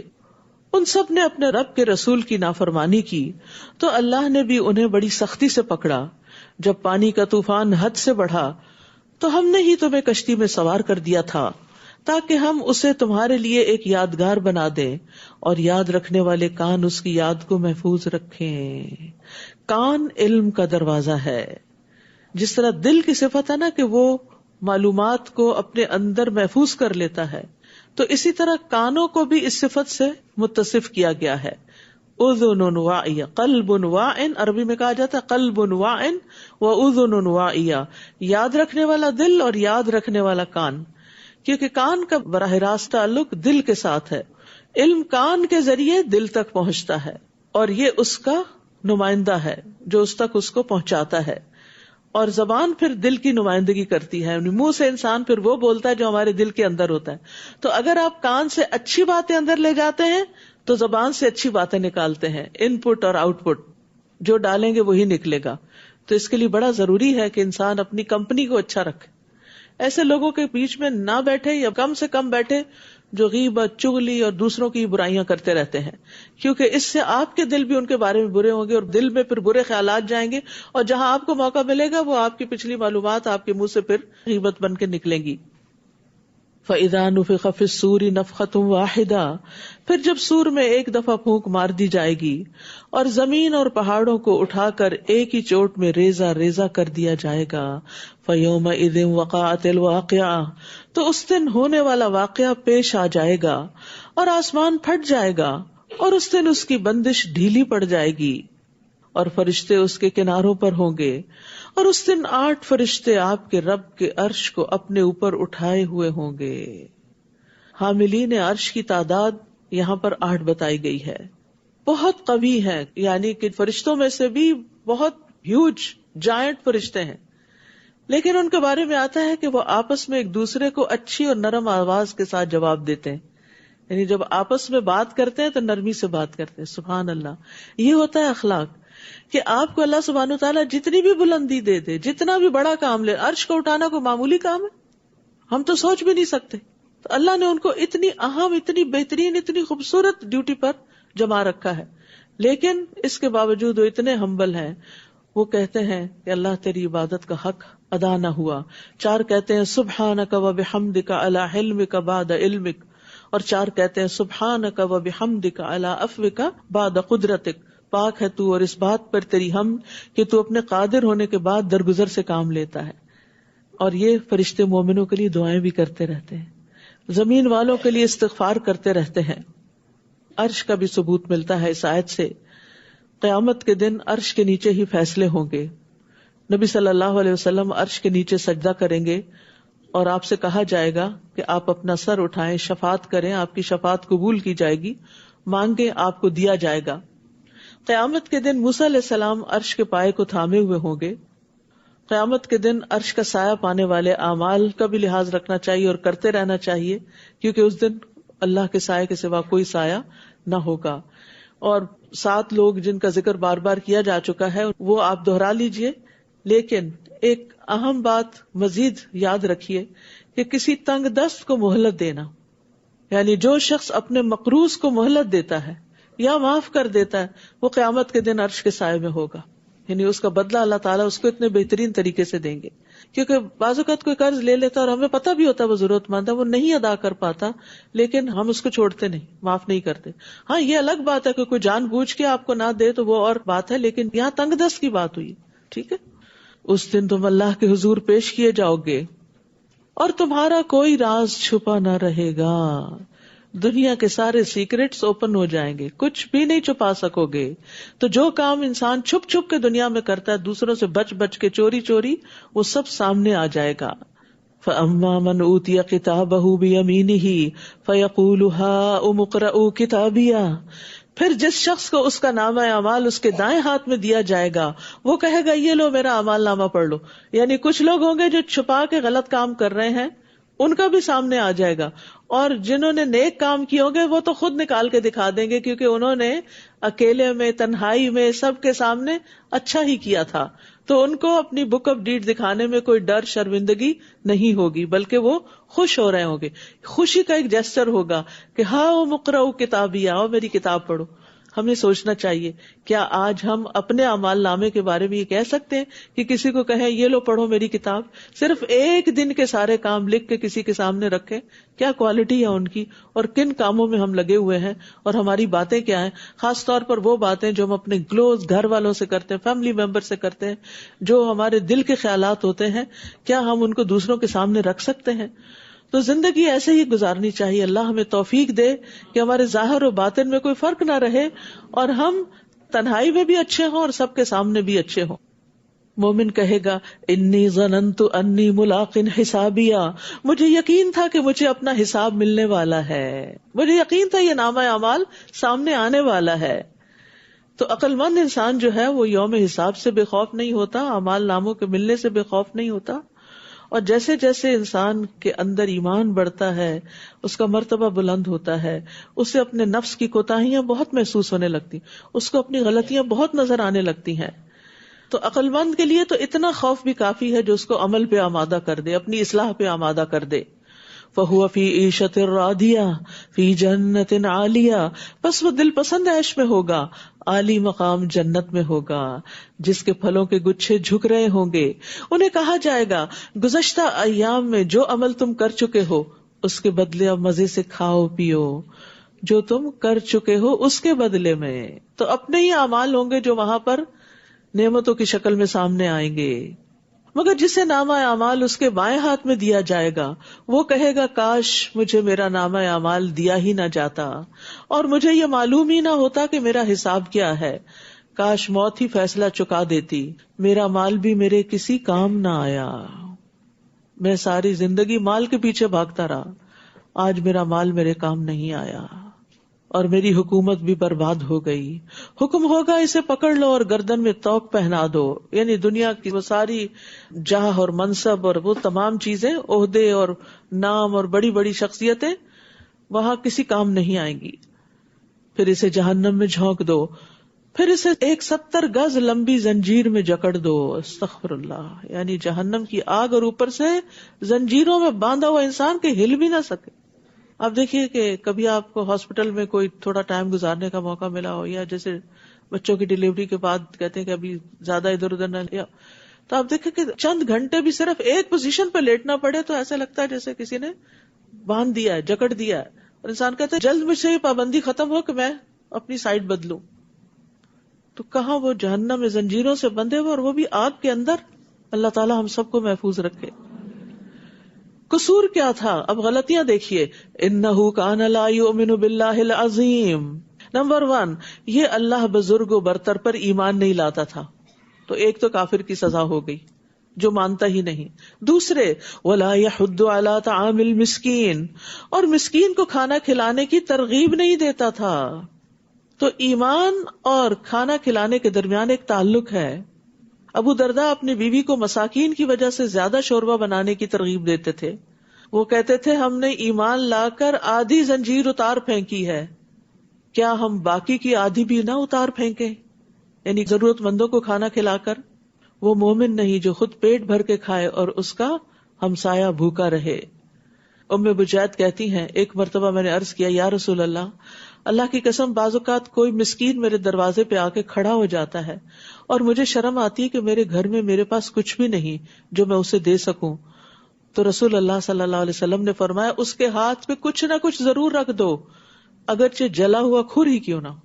یعنی جو تم نے اتار کے کاٹ کے رکھ دیا کہ یہ نہیں کھانے کا، وہی رکھ دو. کیونکہ بعض اوقات آپ نے دیکھا ہوگا کہ غریب مسکین جو ہے وہ کوڑے کے ڈھیروں میں سے بچے کچھ کھانے میں سے کھا رہے ہوتے ہیں اٹھا کے، کیونکہ بھوک ان کو مجبور کر دیتی ہے، مردار تک کھانے کو تیار ہو جاتے ہیں.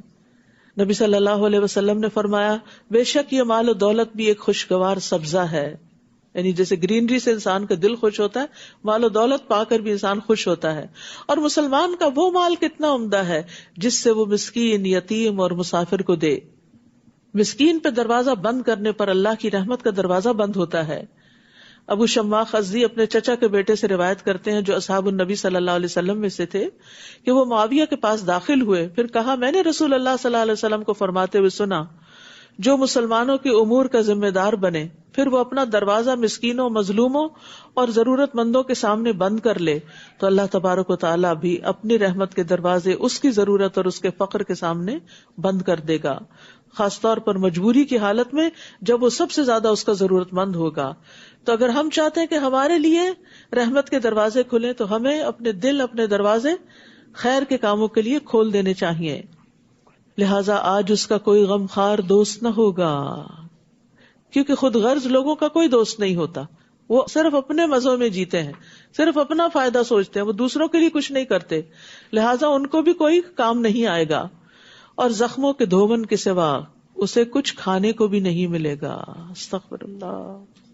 اور پھر اس کا ایک قصور کیا تھا، وَكُنَّا نَخُوضُ مَعَ الْخَائِضِينَ، کہ ہم بحثیں کرنے والوں کے ساتھ مل کے بحثیں کیا کرتے تھے. لا يأكله الا الخاطئون، جسے گناہگاروں کے سوا کوئی نہیں کھاتا. فلا اقسم بما تبصرون، پس میں ان چیزوں کی بھی قسم کھاتا ہوں جو تم دیکھتے ہو اور ان کی بھی جو تم نہیں دیکھتے. کتنی چیزیں زمین پر ہیں جنہیں ہم نہیں دیکھتے، زمین کی تہوں میں ہیں، پہاڑوں کے اندر خزانے ہیں، سمندر کی تہہ میں خزانے ہیں، ہم نہیں دیکھتے، اللہ ان کو دیکھتا ہے، اللہ جانتا ہے اس نے کیا کچھ پیدا کیا ہے. اور آسمانوں کی تو کوئی بھی چیز سوائے ستاروں کے آگے ہمیں نظر نہیں آتی. اتنی بڑی بڑی چیزوں کی قسم کھا کے اللہ تعالیٰ فرماتے ہیں انہ لقول رسول کریم، بے شک یہ قرآن ایک معزز رسول کی زبان سے نکلا ہے، یہ کسی شاعر کا قول نہیں مگر تم کم ہی ایمان لاتے ہو، اور نہ ہی یہ کسی کاہن کا قول ہے مگر تم لوگ کم ہی غور کرتے ہو، یہ تو رب العالمین کی طرف سے نازل شدہ ہے. اگر وہ رسول خود کوئی بات گھڑ کر ہمارے ذمہ لگا دیتا تو ہم اس کا دایاں ہاتھ پکڑ لیتے، پھر اس کی رگے گردن کاٹ ڈالتے، تو تم میں سے کوئی بھی ہمیں اس کام سے روکنے والا نہ ہوتا. یہ تو یقیناً پرہیزگاروں کے لیے ایک نصیحت ہے، اور ہم خوب جانتے ہیں کہ تم میں سے کچھ لوگ جھٹلانے والے ہیں، اور بلا شبہ یہ کافروں کے لیے باعث حسرت ہے، اور یقیناً یہ بالکل حق ہے. پس اے نبی صلی اللہ علیہ وسلم فسبح بسم ربک العظیم، اپنے رب کے نام کی تسبیح کیجئے جو بڑا عظیم ہے، عظمت والا ہے. سبحان ربی. سورۃ المعارج. بسم اللہ الرحمن الرحیم. سأل سائل بعذاب واقع للكافرین لیس له دافع من اللہ ذی المعارج. تعرج الملائکۃ والروح الیہ فی یوم كان مقداره 50,000 سنة فاصبر صبرا جميلا. شروع کرتی ہوں اللہ کے نام سے جو بے انتہا مہربان نہایت رحم فرمانے والا ہے. سأل سائل بعذاب واقع، کسی طلب کرنے والے نے اس عذاب کا مطالبہ کیا جو واقع ہو کر رہے گا، جسے کافروں سے کوئی ٹالنے والا نہیں. یہ عذاب اللہ کی طرف سے آئے گا جو بلندیوں کا مالک ہے. بلند ہونے کے اعتبار سے اللہ تعالیٰ کے کچھ اور نام بھی ہیں، جیسے الاعلی، العلی، المتعال، ذو المعارج. اللہ تعالیٰ ہر اعتبار سے بلند ہے، ذات کے اعتبار سے بلند ہے، عرش پر بلند ہے، صفات کے اعتبار سے بلند ہے، قہر اور غلبے کے اعتبار سے بلند ہے. وہ اپنی تمام مخلوق سے بلند اور اونچا ہے. تو اللہ تعالیٰ کے بلند ہونے کو تسلیم کرنا ایمان کی علامت ہے. تعرج الملائکۃ والروح الیہ فی یوم کان مقدارہ 50,000 سنہ، جس کی طرف روح اور فرشتے ایک دن میں چڑھتے ہیں جس کی مقدار 50,000 سال ہے. یعنی اگر انسان چڑھنا چاہے تو 50,000 سال لگے، لیکن جبریل امین اور فرشتے ایک دن میں ہی آ جا لیتے ہیں. فاصبر صبرا جمیلا، پس اے نبی آپ صبر کیجئے صبر جمیل. یعنی اگر یہ عذاب جلدی مانگتے ہیں اور آ نہیں رہا تو لوگ سمجھتے کہ یہ ہو کیوں نہیں گیا. اگر اللہ تعالیٰ ہے کہیں تو پھر تو یہ کام ہو ہی جانا چاہیے تھا، مظلوم کی مدد ہو جانی چاہیے تھی، بچوں پہ جو ظلم ہوتا ہے ان کی مدد ہو جانی چاہیے تھی، وغیرہ وغیرہ. لیکن اللہ سبحانہ تعالیٰ کے ہاں جو فیصلے ہیں وہ اس طرح نہیں جیسے ہم سوچتے ہیں یا جس طرح ہم کرتے ہیں. اس کے ہاں ہر کام کا ایک مقصد ہے، اس کے پیچھے ایک غرض ہے اور اس کا ایک وقت ہے. اللہ تعالیٰ نے ہر چیز کا ایک اندازہ مقرر کر رکھا ہے کہ کون سا کام کب ہوگا، وہ ہماری سوچ کے مطابق نہیں. اور یہاں نبی صلی اللہ علیہ وسلم کو حکم دیا جا رہا ہے کہ آپ صبر جمیل سے کام لیجئے. یعنی یہ اگر عذاب جلدی مانگتے ہیں تو آپ جلدی نہ کیجئے، آپ انتظار کیجئے. انہم یرونہ بعیدا، یہ لوگ اسے بہت دور دیکھ رہے ہیں. ونراہ قریبا، مگر ہم اسے قریب دیکھتے ہیں. وہ عذاب کب آئے گا؟ یعنی قیامت قریب ہی ہے. اقتربت الساعہ یوم تکون السماء کالمہل، جس دن آسمان پگھلے ہوئے تانبے کی طرح ہو جائے گا. اس دن انسان کو دنیا کی لمبی زندگی، ہزاروں سال کی زندگی، دن یا دن کا کچھ حصہ لگے گی. اور پہاڑ ایسے ہوں گے جیسے دھنکی ہوئی رنگ رنگ کی روئی. اس دن کوئی جگری دوست اپنے جگری دوست کو نہ پوچھے گا، حالانکہ وہ ایک دوسرے کو دکھائے جائیں گے. مجرم یہ چاہے گا کہ اس دن کے عذاب سے بچنے کے لیے اپنے بیٹوں کو فدیے کے طور پر دے دے، اپنی اولاد کو قربان کر دے کہ اسے جہنم سے بچایا جائے، اور اپنی بیوی کو اور اپنے بھائی کو. بیٹے سب سے زیادہ پیارے ہوتے ہیں، ان کا نام سب سے پہلے لیا گیا، پھر بیوی، پھر اس کے بعد بہن بھائی. کنبا قبیلہ، ایکسٹینڈیڈ فیملی جو اسے پناہ دیتے تھے، وہ چاہے گا ان سب کو جھونک دے اور خود جہنم سے بچ جائے. وَمَن فِي الْأَرْضِ جَمِيعًا ثُمَّ يُنْجِيهِ، اور جو کچھ بھی زمین میں ہے سب کچھ دے کر اپنے آپ کو بچا لے. یعنی محبوب ترین چیزوں کو بھی اور ارریلیونٹ چیزوں کو بھی، ہر چیز کو بطور فدیہ دینے کو انسان تیار ہوگا، لیکن اللہ سبحانہ وتعالیٰ اس سے کچھ بھی قبول نہ کرے گا. اللہ نے تو بہت آسان چیز کا مطالبہ کیا کہ اللہ کے ساتھ کسی کو شریک نہ ٹھہرایا جائے اور عبادت اسی کی جائے، لیکن ہم اسی کو مشکل سمجھتے ہیں. کلا انہا لظا نزاعۃ للشوا، ہرگز ایسا نہیں ہوگا، وہ آگ ہوگی کھالوں کو ادھیڑ دینے والی، کھالیں گل جائیں گی. وہ ہر اس شخص کو بلائے گی جس نے حق سے پیٹ پھیری اور سرتابی کی اور مال جمع کیا پھر سینت سینت کے رکھا. بلا شبہ انسان تھوڑ دلا پیدا کیا گیا ہے، جب اسے کوئی تکلیف پہنچتی ہے تو گھبرا اٹھتا ہے. کیا ہوتا ہے؟ جزا فضا کرتا ہے، جزوعا، بہت جزا فضا کرتا ہے. یہ جزا فضا کرنا کیا ہے؟ بری بات منہ سے نکالنا اور اللہ سے بدگمانی کرنا، اللہ کے بارے میں برا گمان کرنا اور بری باتیں منہ سے نکالنا شروع کر دینا. اور جب مال ملتا ہے تو بخیل بن جاتا ہے، مگر نماز ادا کرنے والے جو ہمیشہ اپنی نماز پر قائم ہیں، یعنی نماز کے دوام والے بخل نہیں کرتے، نیکیاں بانٹتے ہیں، وہ خیر بانٹتے رہتے ہیں، جیسے سلام کرنا، اسمائل کرنا، دوسرے کا حال پوچھنا، دوسرے کی خیر خواہی کرنا، اسے اچھی نصیحت کرنا. تو نمازیوں کے اندر بری باتیں کرنے کی بجائے خیر کی باتیں کرنے کا رجحان ہوتا ہے. وہ دنیا کے مصائب سے گھبراتے نہیں، اس لیے وہ مال سے بھی بخل نہیں کرتے. وہ یہ نہیں سوچتے ہمارا کیا بنے گا، انہیں ہے کہ اللہ ہے وہ اور دے دے گا، ابھی تو دوسرے ضرورت مند کی ضرورت پوری کی جائے. اور یہاں پر جو نمازیوں کی بات کی گئی تو نماز کس طرح انسان کو گھبراہٹ سے دور کرتی ہے کہ نبی صلی اللہ علیہ وسلم پر جب کوئی مشکل آتی تھی تو وہ فوراً نماز کی طرف دوڑتے تھے. تو گھبراہٹ اور نماز اور پریشانی اور نماز کا بڑا گہرا تعلق ہے. آپ بھی یہ تجربہ کر کے دیکھیے کہ جس وقت کوئی چیز مشکل لگ رہی ہو اور جس وقت کوئی چیز پریشان کرے تو نماز کی طرف رجوع کریں. اور نماز برے اخلاق سے روکتی ہے، بے حیائی اور برائی سے روکتی ہے، اور اللہ کا سب سے بڑا ذکر ہے والذین فی اموالہم حق معلوم، اور جن کے مالوں میں ایک مقرر حق ہے، للسائل والمحروم، سوالی اور محروم کا. رسول اللہ صلی اللہ علیہ وسلم نے فرمایا افضل اعمال یہ ہیں کہ تو اپنے مومن بھائی کو خوش کر دے، یا اس کا قرض ادا کر دے، یا اس کو کوئی روٹی کھلا دے. تو طعمہ خبزن، کوئی بھی خیر کا کام کرنا چھوٹا نہ سمجھو. یعنی انسان صرف مانگنے والے کو ہی نہ دے، جو نہیں مانگتا اور اس کو ضرورت نہیں بھی. یعنی کون نہیں مانگتا؟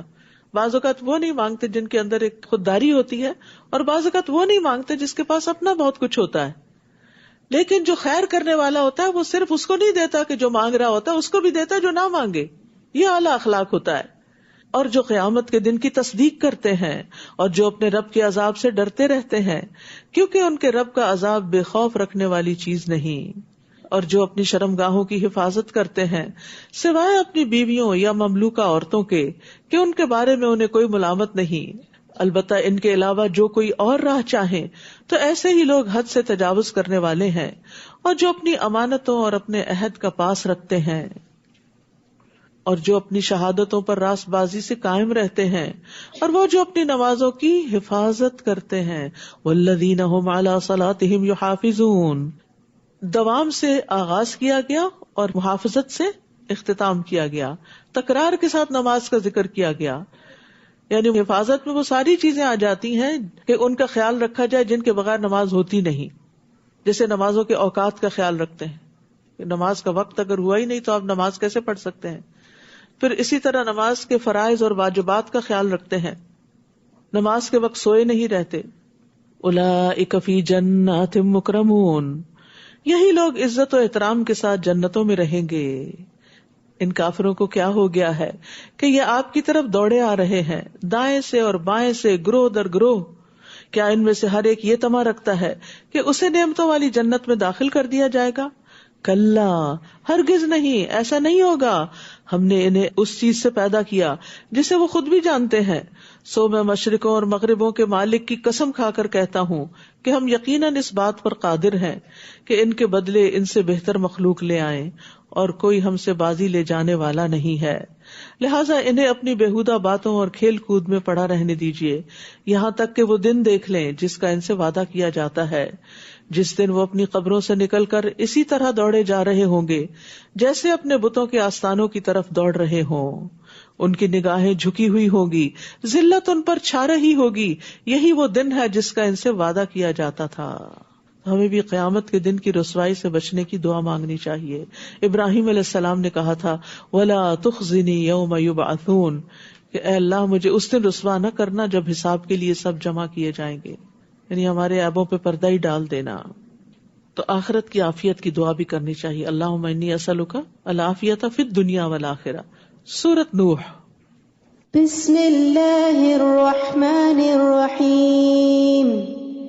انا ارسلنا نوحا الى قومه ان انذر قومك من قبل ان يأتيهم عذاب أليم. قال يا قوم إني لكم نذير مبين أن اعبدوا الله واتقوه وأطيعون. شروع کرتی ہوں اللہ کے نام سے جو بے انتہا مہربان نہایت رحم فرمانے والا ہے. انا ارسلنا نوحا الی قومہ، ہم نے نوح علیہ السلام کو اس کی قوم کی طرف رسول بنا کر بھیجا کہ اپنی قوم کو برے انجام سے ڈراؤ اس سے پہلے کہ ان پر ایک دردناک عذاب آ جائے. انہوں نے کہا اے میری قوم، بلا شبہ میں تمہارے لیے صاف طور پر ڈرانے والا ہوں کہ تم اللہ کی عبادت کرو، اس سے ڈرو اور میری اطاعت کرو. ہر نبی نے اپنی قوم کو اللہ کی عبادت کی دعوت دی، اور جنوں اور انسانوں کی تخلیق کا مقصد بھی اللہ کی عبادت ہے. اور مرنے کے بعد جب انسان قبر میں جائے گا تو فرشتہ آ کر پوچھے گا ما کنت تعبد، تم کس کی عبادت کرتے تھے؟ اور عبادت ہی جنت میں داخلے کا باعث ہے. رسول اللہ صلی اللہ علیہ وسلم نے فرمایا رحمان کی عبادت کرو، سلام کو عام کرو، کھانا کھلاؤ، تم جنتوں میں داخل ہو جاؤ گے. یغفر لکم من ذنوبکم ویؤخرکم الی اجل مسمی، وہ تمہارے گناہ معاف کر دے گا اور تمہیں ایک مقررہ مدت تک مہلت دے دے گا، اور جب اللہ کا مقرر کیا ہوا وقت آ جائے تو اس میں تاخیر نہ ہوگی. کاش تم اس بات کو جان لو. نوح علیہ السلام نے عرض کیا اے میرے رب، میں نے اپنی قوم کو رات اور دن دعوت دی، کوئی لمحہ نہیں چھوڑا، مگر میری دعوت سے ان کے فرار ہی میں اضافہ ہوا، مان کے نہیں دیے. اور میں نے جب بھی انہیں بلایا تاکہ تو انہیں معاف کر دے تو انہوں نے اپنے کانوں میں انگلیاں ڈال لیں اور اپنے کپڑوں سے اپنے منہ ڈھانپ لیے اور اپنی روش پہ اڑ گئے اور تکبر کی انتہا کر دی. آج بھی ایسے لوگوں سے آپ کا واسطہ پڑتا ہوگا کہ جن کو ہر طریقے سے آپ سمجھانے کی کوشش کرتے ہیں لیکن وہ کسی طرح ہاتھ نہیں آتے. پھر میں نے انہیں برملا دعوت دی، پھر انہیں اعلانیہ بھی سمجھایا اور چپ کے بھی، یعنی رسالت کے پیغام کو پہنچانے کے لیے انتہا درجے کی کوششیں کی. فَقُلْتُ اسْتَغْفِرُوا رَبَّكُمْ، میں نے کہا کہ اپنے رب سے معافی مانگ لو، استغفار کر لو، بلا شبہ وہ بڑا معاف کرنے والا ہے. کیا فائدہ ہوگا استغفار کا؟ یرسل السماء علیکم مدرارا، تم پر آسمان سے خوب بارشیں برسائے گا اور تمہاری مال اور اولاد سے مدد کرے گا، تمہارے لیے باغ پیدا کرے گا اور نہریں جاری کرے گا. تو یہ استغفار کے فائدے ہیں جو قرآن سے پتہ چلتے ہیں کہ دنیا کی نعمتیں استغفار سے حاصل ہوتی ہیں. استغفار کرنے سے اللہ کی رحمت ملتی ہے اور دنیا کا بھی بہترین سامان ملتا ہے. اللہ کے عذاب سے رکاوٹ ہوتی ہے، یعنی کوئی مصیبت آنے والی ہوتی ہے تو وہ ٹل جاتی ہے. مالکم لا ترجون للہ وقارا، تمہیں کیا ہو گیا ہے کہ تم اللہ کے وقار کا خیال نہیں رکھتے، یعنی اللہ کا خوف تمہیں نہیں، اللہ سے حیا نہیں کرتے، حالانکہ اس نے تمہیں کئی حالتوں سے گزار کے پیدا کیا. کیا تم دیکھتے نہیں کہ اللہ نے کس طرح 7 آسمانوں کو اوپر تلے پیدا کیا؟ وَجَعَلَ الْقَمَرَ فِيهِنَّ نُورًا وَجَعَلَ الشَّمْسَ سِرَاجًا، اور ان میں چاند کو نور اور سورج کو چراغ بنایا، اور اللہ نے تمہیں زمین سے عجب طرح اگایا، یعنی زمین کی خوراک پر ہی تم پل کر ماں کے پیٹ میں بڑے ہوتے ہو اور دنیا میں بھی پھر پھلتے پھولتے ہو، پھر اسی زمین میں تمہیں واپس لے جایا جائے گا۔ سبحان اللہ، 2 اپوزٹ خصوصیات۔ زمین سے نکلی ہوئی چیز سے ہی انسان بڑھتا ہے، پھلتا ہے، پھولتا ہے، اور پھر جب اس کا جسم بڑھ جاتا ہے اور وہ مر جاتا ہے تو دوبارہ زمین واپس اپنے اندر اس کو ڈیزالو بھی کر لیتی ہے، اب اس کو بڑا نہیں کرتی، اب اس کو ختم کر دیتی ہے۔ یہ سب کچھ کس کے حکم سے ہو رہا ہے؟ اللہ ہی کے حکم سے۔ اور اللہ نے تمہیں زمین سے عجب طرح اگایا، پھر اسی زمین میں تمہیں واپس لے جائے گا اور پھر دوبارہ اسی سے نکھال کھڑا کرے گا، اور اللہ ہی نے تمہارے لیے زمین کو فرش کی طرح بچھا دیا تاکہ تم اس کے کھلے راستوں میں چل سکو۔ نوح علیہ السلام نے کہا، اے میرے رب، ان لوگوں نے میری نافرمانی کی اور ان لوگوں کے پیچھے لگ گئے جن کے مال اور اولاد نے ان کے لیے خسارہ ہی بڑھا دیا، یعنی بگڑے ہوئے لوگوں کی پیروی کی اور ایک کے بعد ایک جنریشن بگڑتی چلی گئی۔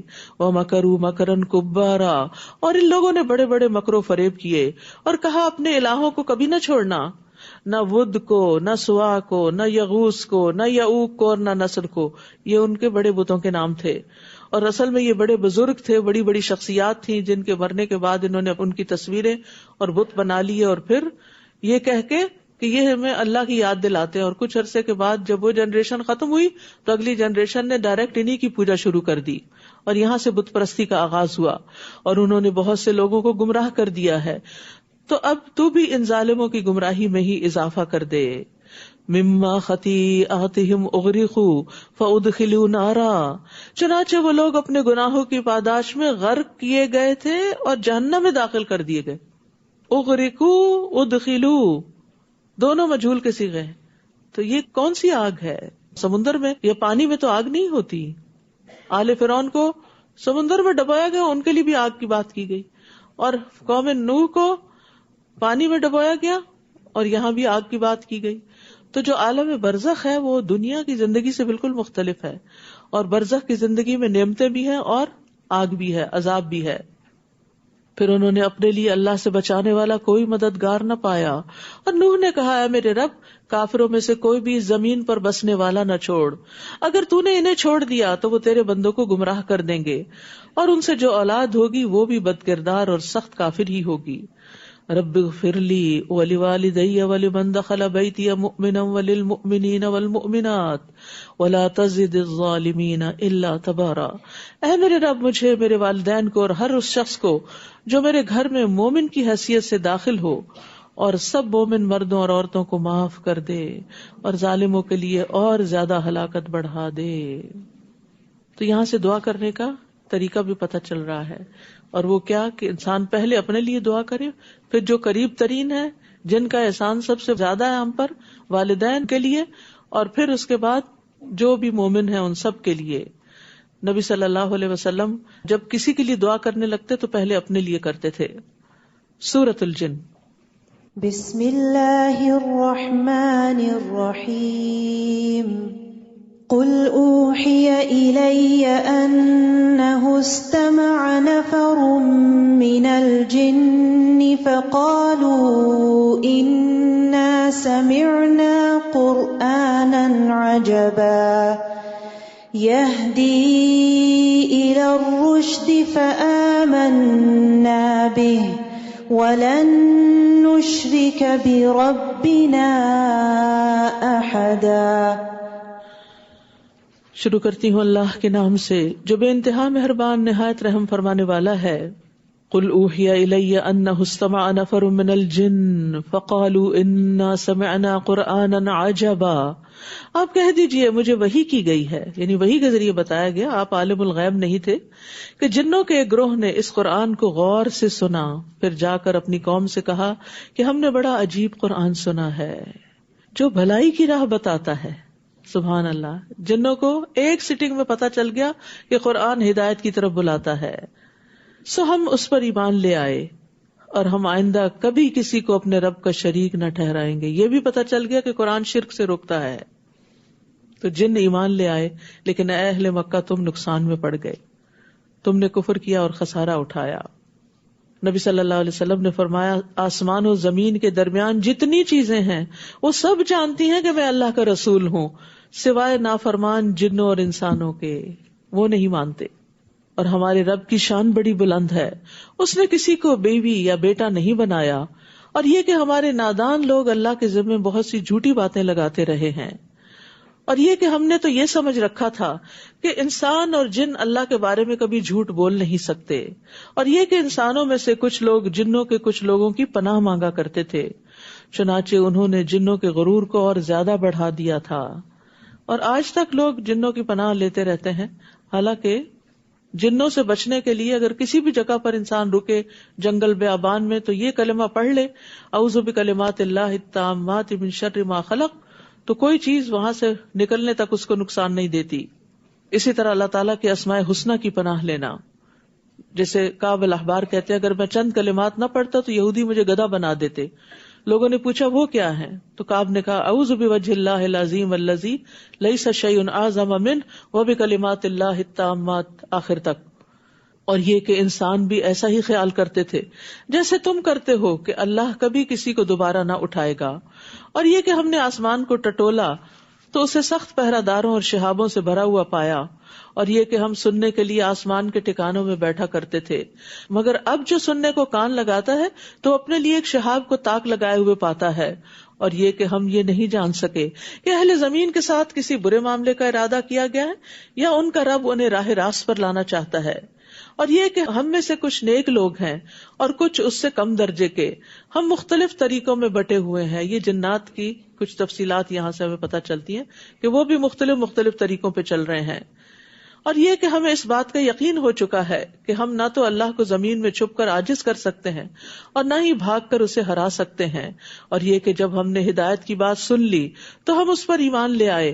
اب جو شخص بھی اپنے رب پر ایمان لائے گا اسے نہ حق تلفی کا ڈر ہوگا اور نہ زبردستی کا، اور یہ کہ ہم میں سے کچھ تو مسلمان ہیں، فرما بردار ہیں، اور کچھ بے انصاف لوگ ہیں، اور جو فرما بردار بن گیا تو ایسے ہی لوگوں نے بھلائی کا راستہ اختیار کر لیا، اور جو بے انصاف ہیں وہ دوزخ کا ایندھن بنیں گے۔ اور اگر لوگ سیدھی راہ پر قائم رہتے تو ہم انہیں بافرات پانی سے سیراب کرتے۔ سیدھی راہ پہ چلنے کا فائدہ کہ اللہ کی طرف سے نعمتیں آتی ہیں، رحمتیں آتی ہیں، پانی کی کمی نہیں ہوتی۔ اور سیدھا راستہ کون سا راستہ ہے؟ اسلام کا راستہ، اللہ کی اطاعت کا راستہ، صراط مستقیم۔ یہود و نصارہ کو کہا گیا قرآن میں کہ اگر وہ واقعی تورات اور انجیل کی پابندی کرتے اور ان کی طرف جو ان کے رب کی طرف سے نازل کیا گیا تو یقیناً وہ اپنے اوپر سے اور اپنے پاؤں کے نیچے سے کھاتے۔ یعنی جب انسان اللہ تعالیٰ کے احکامات پر عمل کرتا ہے، گناہوں سے بچتا ہے، تو رزق میں بھی فراوانی ہوتی ہے، تاکہ اس نعمت سے ان کی آزمائش کریں۔ لیکن یہ یاد رکھیں جتنا زیادہ رزق ہوتا ہے اتنا زیادہ امتحان بھی ہوتا ہے کہ اس کو کہاں سے کمایا، کہاں خرچ کیا۔ قیامت کے دن یہ دو بڑے اہم سوال ہوں گے۔ اور جو شخص اپنے رب کے ذکر سے منہ موڑے گا تو وہ اسے سخت عذاب میں مبتلا کرے گا۔ اور یہ کہ مسجدیں اللہ کے لیے ہیں، لہٰذا اللہ کے ساتھ کسی اور کو مت پکارو، یعنی وہاں پر صرف اللہ کا ذکر ہونا چاہیے، دوسرے کاموں کی وہاں ممانعت ہے، جیسے تجارت کرنے کی اور گزرگاہ بنانے کی اور کھیل کود کی جگہ بنانے کی۔ مسجد میں خاص طور پر دنیا داری کی ممانعت کی گئی ہے۔ نبی صلی اللہ علیہ وسلم نے فرمایا ان قریب آخری زمانے میں ایسے لوگ ہوں گے جو مسجدوں میں حلقوں کی صورت میں بیٹھیں گے، سرکل بنا کے، ان کی سب سے بڑی فکر دنیا ہوگی، بس تم ان کے پاس نہ بیٹھنا، کیونکہ اللہ کو ایسے لوگوں کی کوئی ضرورت نہیں۔ مسجد میں گمشدہ چیزوں کا بھی اعلان نہیں کرنا چاہیے۔ وَأَنَّهُ لَمَّا قَامَ عَبْدُ اللَّهِ يَدْعُوهُ كَادُوا يَكُونُونَ عَلَيْهِ لِبَدًا، اور جب اللہ کا بندہ اللہ کو پکارنے کے لیے یعنی کعبہ میں کھڑا ہوا تو لوگ اس پر ٹوٹ پڑنے کو تیار ہو گئے۔ آپ ان سے کہہ دیجئے میں تو صرف اپنے رب کو پکارتا ہوں اور اس کے ساتھ کسی کو شریک نہیں کرتا، کہیے کہ میں تمہارے لیے نہ کسی نقصان کا اختیار رکھتا ہوں اور نہ کسی بھلائی کا۔ آپ کہیے کہ مجھے اللہ سے ہرگز کوئی نہ بچا سکے گا اور نہ ہی میں اس کے سوا کوئی پناہ کی جگہ پا سکوں گا۔ میں تو صرف یہ کر سکتا ہوں کہ اللہ کا حکم اور اس کے پیغام لوگوں تک پہنچا دوں، اور جو شخص اللہ اور اس کے رسول کی نافرمانی کرے گا تو اس کے لیے جہنم کی آگ ہے، اور ایسے لوگ اس میں ہمیشہ رہیں گے۔ یہ لوگ اپنی روش سے باز نہیں آئیں گے یہاں تک کہ وہ عذاب دیکھ نہ لیں جس کا ان سے وعدہ کیا جاتا ہے، پھر جلد ہی انہیں معلوم ہو جائے گا کہ کس کے مددگار کمزور اور گنتی میں کم ہیں۔ آپ ان سے کہہ دیجئے میں نہیں جانتا کہ جس عذاب کا تم سے وعدہ کیا جاتا ہے وہ قریب ہے یا اس کے لیے میرا رب کوئی لمبی مدت مقرر کر دے۔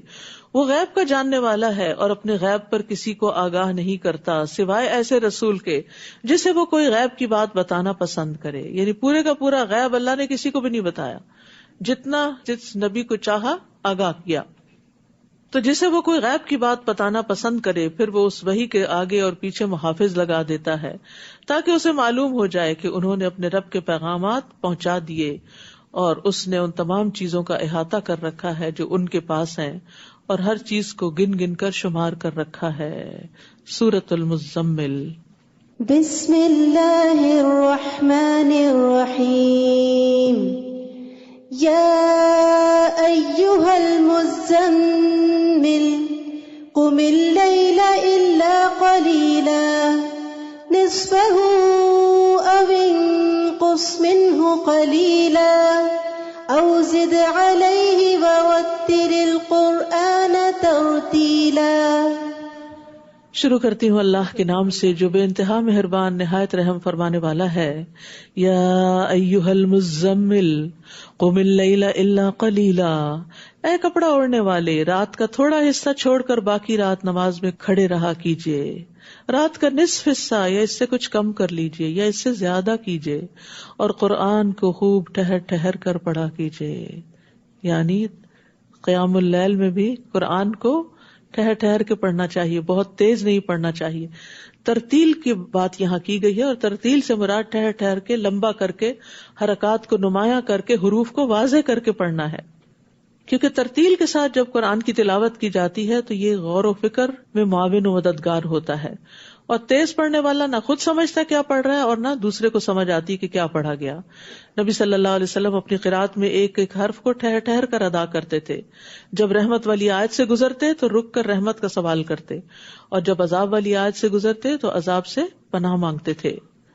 پھر اسی طرح قرآن کو خوبصورت آواز سے بھی پڑھنا چاہیے۔ نبی صلی اللہ علیہ وسلم نے فرمایا زینوا القرآن باصواتکم، اپنی آوازوں کے ذریعے قرآن کو زینت بخشو۔ اور اسی طرح ایک دن یا رات میں ختم نہیں کرنا چاہیے، اتنی تیزی سے نہیں پڑھنا چاہیے۔ مسلم بن مخراق کہتے ہیں میں نے عائشہ رضی اللہ عنہا سے کہا اے ام المومنین، کچھ لوگ ایسے ہیں جو ایک ہی رات میں 2 یا 3 بار قرآن پڑھ لیتے ہیں، شبینہ وغیرہ جو لوگ کرتے ہیں نا۔ حضرت عائشہ نے فرمایا ان لوگوں کا پڑھنا نہ پڑھنا برابر ہے، یعنی انہوں نے کیا پڑھا جس میں سے نہ کچھ سمجھا اور نہ ہی اس کا حق ادا کیا، اس کی قرات کا بھی حق ادا نہیں کیا۔ بلا شبہ ہم آپ پر ایک بھاری کلام نازل کرنے والے ہیں۔ بھاری کلام وحی الہی جب نازل ہوتی تھی تو آپ پر بہت سخت کیفیت ہوتی تھی، اور آپ کے اوپر گویا ایک بوجھ پڑ جاتا تھا، آپ کے چہرے پر پسینے کے قطرے ٹپکنے لگتے تھے۔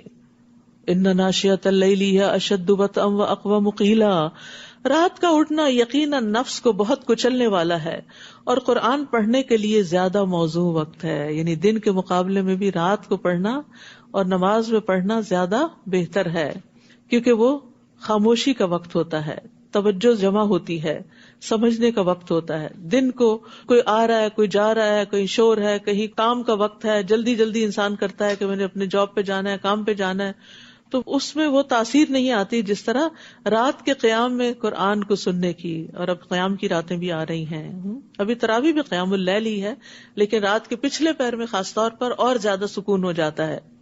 حضرت عائشہ کہتی ہیں کہ رات کا قیام مت چھوڑو، کیونکہ رسول اللہ صلی اللہ علیہ وسلم اس کو نہیں چھوڑتے تھے۔ اگر آپ بیمار ہوتے یا کسل مندی کی کیفیت ہوتی تو بیٹھ کر نماز پڑھ لیا کرتے تھے، یعنی اگر کھڑے ہو کے نماز نہیں پڑھی جا سکتی تو بھی نماز نہیں چھوڑ دو، بلکہ بیٹھ کے پڑھ لو، مگر پڑھو صحیح۔ صحابہ کرام اہتمام سے رات کی نمازیں پڑھا کرتے تھے، ان کے نزدیک رات کے قیام کی بہت اہمیت تھی۔ فضیل بن ایاز نے کہا جب تم قیام اللیل اور دن کے روزے پر قادر نہ ہو تو جان لو کہ محروم کر دیے گئے ہو، جکڑ دیے گئے ہو، تمہارے گناہوں نے تمہیں جکڑ دیا ہے، تمہارے گناہوں نے جکڑ دیا، اس لیے تم نہیں پڑھ سکتے۔ ایک آدمی نے حسن بصری سے کہا اے ابو سعید، میں رات عافیت کی حالت میں گزارتا ہوں، وضو کرنا بھی پسند کرتا ہوں، تو کیا وجہ ہے کہ میں تہجد کے لیے اٹھ نہیں سکتا؟ تو انہوں نے کہا تمہارے گناہوں نے تمہیں جکڑ لیا ہے، اور رات کے قیام کے لیے دن کو قیلولہ لازم ہے۔ سفیان ثوری کہتے ہیں کم کھانے کو لازم کر لو، تم رات کے قیام کے مالک بن جاؤ گے. دن کے وقت آپ کو لمبی چوڑی مصروفیات ہوتی ہیں، لہذا رات کو اپنے رب کا نام ذکر کیا کیجئے اور ہر طرف سے توجہ ہٹا کر اسی کی طرف متوجہ ہو جائیے، فل کنسنٹریشن کے ساتھ. رب المشرق والمغرب لا الہ الا هو فاتخذہ وکیلا. وہ مشرق و مغرب کا مالک ہے، اس کے سوا کوئی الہ نہیں، لہذا اسے ہی اپنا کارساز بنا لیجئے. واصبر علی ما یقولون واہجرہم ہجرا جمیلا. اور جو کچھ کافر کہتے ہیں اس پر صبر کیجئے اور شریفانہ طریقے سے ان سے الگ ہو جائیے. اور جھٹلانے والے کھاتے پیتے لوگوں کا معاملہ مجھ پر چھوڑ دیجئے اور تھوڑی مدت انہیں اسی حال میں رہنے دیجئے. ہمارے پاس ان لوگوں کے لیے بیڑیاں بھی ہیں اور دوزخ بھی اور گلے میں پھنس جانے والا کھانا اور دردناک عذاب بھی. جس دن زمین اور پہاڑ لرزنے لگیں گے اور پہاڑ بھربھری ریت کے پھسلتے ہوئے تودے بن جائیں گے اور وہ ریت بھی پھر اڑا دی جائے گی.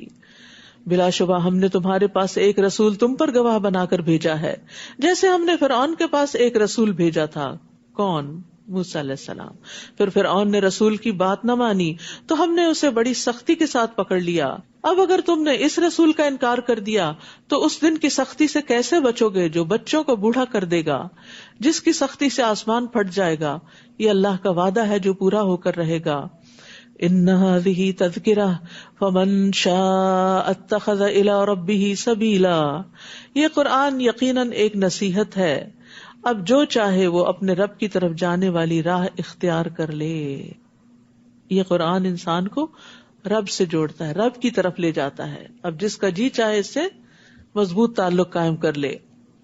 آپ کا رب یقیناً جانتا ہے کہ آپ تقریباً 2/3 رات اور کبھی نصف رات کبھی 1/3 رات نماز میں کھڑے ہوتے ہیں، اور آپ کے ساتھیوں میں سے بھی ایک گروہ کھڑا ہوتا ہے. اور رات دن کو تو اللہ ہی کم یا زیادہ کرتا ہے، کبھی راتیں لمبی ہو جاتی ہیں کبھی چھوٹی ہو جاتی ہیں. اسے معلوم ہے کہ تم اوقات کا صحیح شمار نہ کر سکو گے. کیوں؟ کیونکہ کوئی گھڑیاں نہیں تھی اس وقت، لہٰذا اس نے تم پر مہربانی کر دی. اب جتنا قرآن آسانی سے پڑھ سکو پڑھ لیا کرو. اسے معلوم ہے کہ تم میں سے کچھ بیمار ہوں گے، کچھ دوسرے اللہ کے فضل کی تلاش میں سفر کرتے ہیں اور کچھ دوسرے اللہ کی راہ میں جہاد کرتے ہیں. لہٰذا جتنا قرآن آسانی سے پڑھ سکو پڑھ لیا کرو اور نماز قائم کرو اور زکوٰۃ ادا کیا کرو اور اللہ کو اچھا قرض دیتے رہو. اور جو بھی بھلائی تم اپنے لیے آگے بھیجو گے تو اسے اللہ کے ہاں اس حال میں موجود پاؤ گے کہ وہ اصل عمل سے بہتر اور اجر کے لحاظ سے بہت زیادہ ہوگی. اور اللہ سے معافی مانگتے رہو، اللہ یقیناً بخشنے والا رحم کرنے والا ہے. تو جتنا انسان کے لیے ممکن ہو آخری رات میں اٹھے اور قیام کرے، اور اگر سمجھے کہ نہیں اٹھ سکتا تو عشاء کی نماز کے بعد کچھ نوافل پڑھ کے سو جائے تاکہ اس کا قیام اللیل ہو جائے. سورۃ المدثر. بسم اللہ الرحمن الرحیم. یا ایہا المدثر قم فانذر وربک فکبر وثیابک فطہر والرجز فاہجر ولا تمنن تستکثر وَلِرَبِّكَ فَاصْبِرْ. شروع کرتی ہوں اللہ کے نام سے جو بے انتہا مہربان نہایت رحم فرمانے والا ہے. یا ایھا المدثر قم فانذر وربک فکبر. اے محمد صلی اللہ علیہ وسلم جو کمبل اوڑھے سو رہے ہو، اٹھیے اور لوگوں کو برے انجام سے ڈرائیے اور اپنے رب کی بڑائی بیان کیجیے. اللہ اکبر. اللہ اکبر کہنا زمین و آسمان کے درمیان کی فضا کو بھر دیتا ہے. اللہ کے جو محبوب کلمات ہیں سبحان اللہ والحمد للہ ولا الہ الا اللہ واللہ اکبر، تو ان میں اللہ اکبر بھی آتا ہے. اور جب اللہ اکبر کبیرہ کہا جاتا ہے تو آسمان کے دروازے کھل جاتے ہیں. ابن عمر کہتے ہیں ہم رسول اللہ صلی اللہ علیہ وسلم کے ساتھ نماز پڑھ رہے تھے کہ جماعت میں سے ایک آدمی نے کہا اللہ اکبر کبیرہ والحمد للہ کثیرہ وسبحان اللہ بکرۃ واصیلا. تو آپ نے فرمایا یہ کلمات کس نے کہے ہیں؟ تو جماعت میں سے ایک آدمی نے عرض کیا کہ میں ہوں اللہ کے رسول. آپ نے فرمایا مجھے تعجب ہوا کہ اس کے لیے آسمان کے دروازے کھولے گئے ہیں. یعنی جب انسان محبت کے ساتھ اللہ کی تعریف، تسبیح اور تکبیر بیان کرتا ہے تو اس کی قدر کی جاتی ہے. ابن عمر کہتے ہیں میں نے ان کلمات کو پھر کبھی نہیں چھوڑا جب سے ان کے بارے میں نے رسول اللہ صلی اللہ علیہ وسلم کو یہ فرماتے ہوئے سنا، یعنی میں نے ان کو اپنی زندگی میں شامل کر لیا. اور خاص طور پر نماز کے آغاز میں ہاتھ باندھ کے ہم صرف سبحانک اللہم و بحمدک پڑھتے ہیں تو اس جگہ بھی ان کو پڑھا جا سکتا ہے. نماز کے اذکار کتاب آپ کے پاس ہوگی، اس میں یہ ساری تفصیلات آپ کو مل جائیں گی. الگ الگ پیپرز بھی ہیں. وَثِيَابَكَ فَطَهِّرْ، اور اپنے کپڑے پاک صاف رکھیے، کپڑوں کو صاف رکھیے. صاف لباس جو ہے وہ عبادت کا مزہ دوبالا کر دیتا ہے، اور کپڑوں میں بو اور گندے کپڑے جو ہیں وہ انسان کے اندر سستی پیدا کرتے ہیں. اور لباس جو ہے وہ انسان کی ظاہری شخصیت کی علامت بھی ہوتا ہے. تو مطلب یہ کہ پاک دامنی اور عفت اختیار کیجیے. وَالرُّجْزَ فَاهْجُرْ، اور گندگی سے دور رہیے. وَلَا تَمْنُنْ تَسْتَكْثِرْ، اور زیادہ حاصل کرنے کے لیے احسان نہ کیجیے.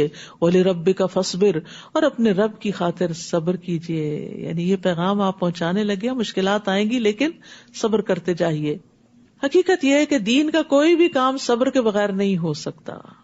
اللہ تعالیٰ امتحان لیتا ہے، آزماتا ہے، ٹیسٹ کرتا ہے کہ کون اس راستے پر قائم رہتا ہے. فَإِذَا نُقِرَ فِي النَّاقُورِ، پھر جب سور میں پھونک ماری جائے گی. فَذَلِكَ يَوْمَئِذٍ يَوْمٌ عَسِيرٌ، تو یہ دن بڑا کٹھن ہوگا.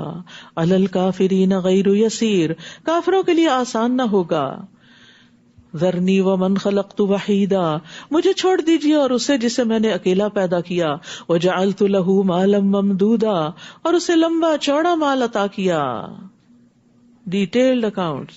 وبنین شہودا، اور ہر وقت موجود رہنے والے بیٹے دیے. ومہدت له تمہیدا، اور ہر طرح سے اس کے لیے ریاست کی راہ ہموار کی. ثم یطمع ان ازید، پھر وہ طمع رکھتا ہے کہ میں اسے اور بھی دوں. کلا انہ کان لآیاتنا عنیدا، ہرگز نہیں، ایسا نہیں ہو سکتا، کیونکہ وہ ہماری آیات سے عناد رکھتا ہے، اس کو ہمارے قرآن سے دشمنی ہے. میں عنقریب اسے ایک سخت چڑھائی چڑھاؤں گا. اس نے سوچا اور ایک بات بنانے کی کوشش کی، اس پر اللہ کی مار اس نے کیسی بات بنائی. پھر اس پہ اللہ کی مار اس نے کیسی بات بنائی. پھر اس نے اپنے ساتھیوں کی طرف دیکھا، پھر اس نے پیشانی سکیڑی اور منہ بسورا، پھر وہاں سے چلا گیا اور تکبر میں آ گیا. آخرکار یہ کہا، یہ تو محض جادو ہے جو نقل در نقل چلا آ رہا ہے. یہ بس انسانی کا قول ہے. یعنی قرآن کے بارے میں اتنی لمبی چوڑی باتوں کے بعد یہ تبصرہ کیا. فرمایا سأصلیہ سقر، جلد ہی میں اسے سقر میں جھونک دوں گا. اور آپ کیا جانے کہ سقر کیا ہے، وہ نہ باقی رکھے گی نہ چھوڑے گی.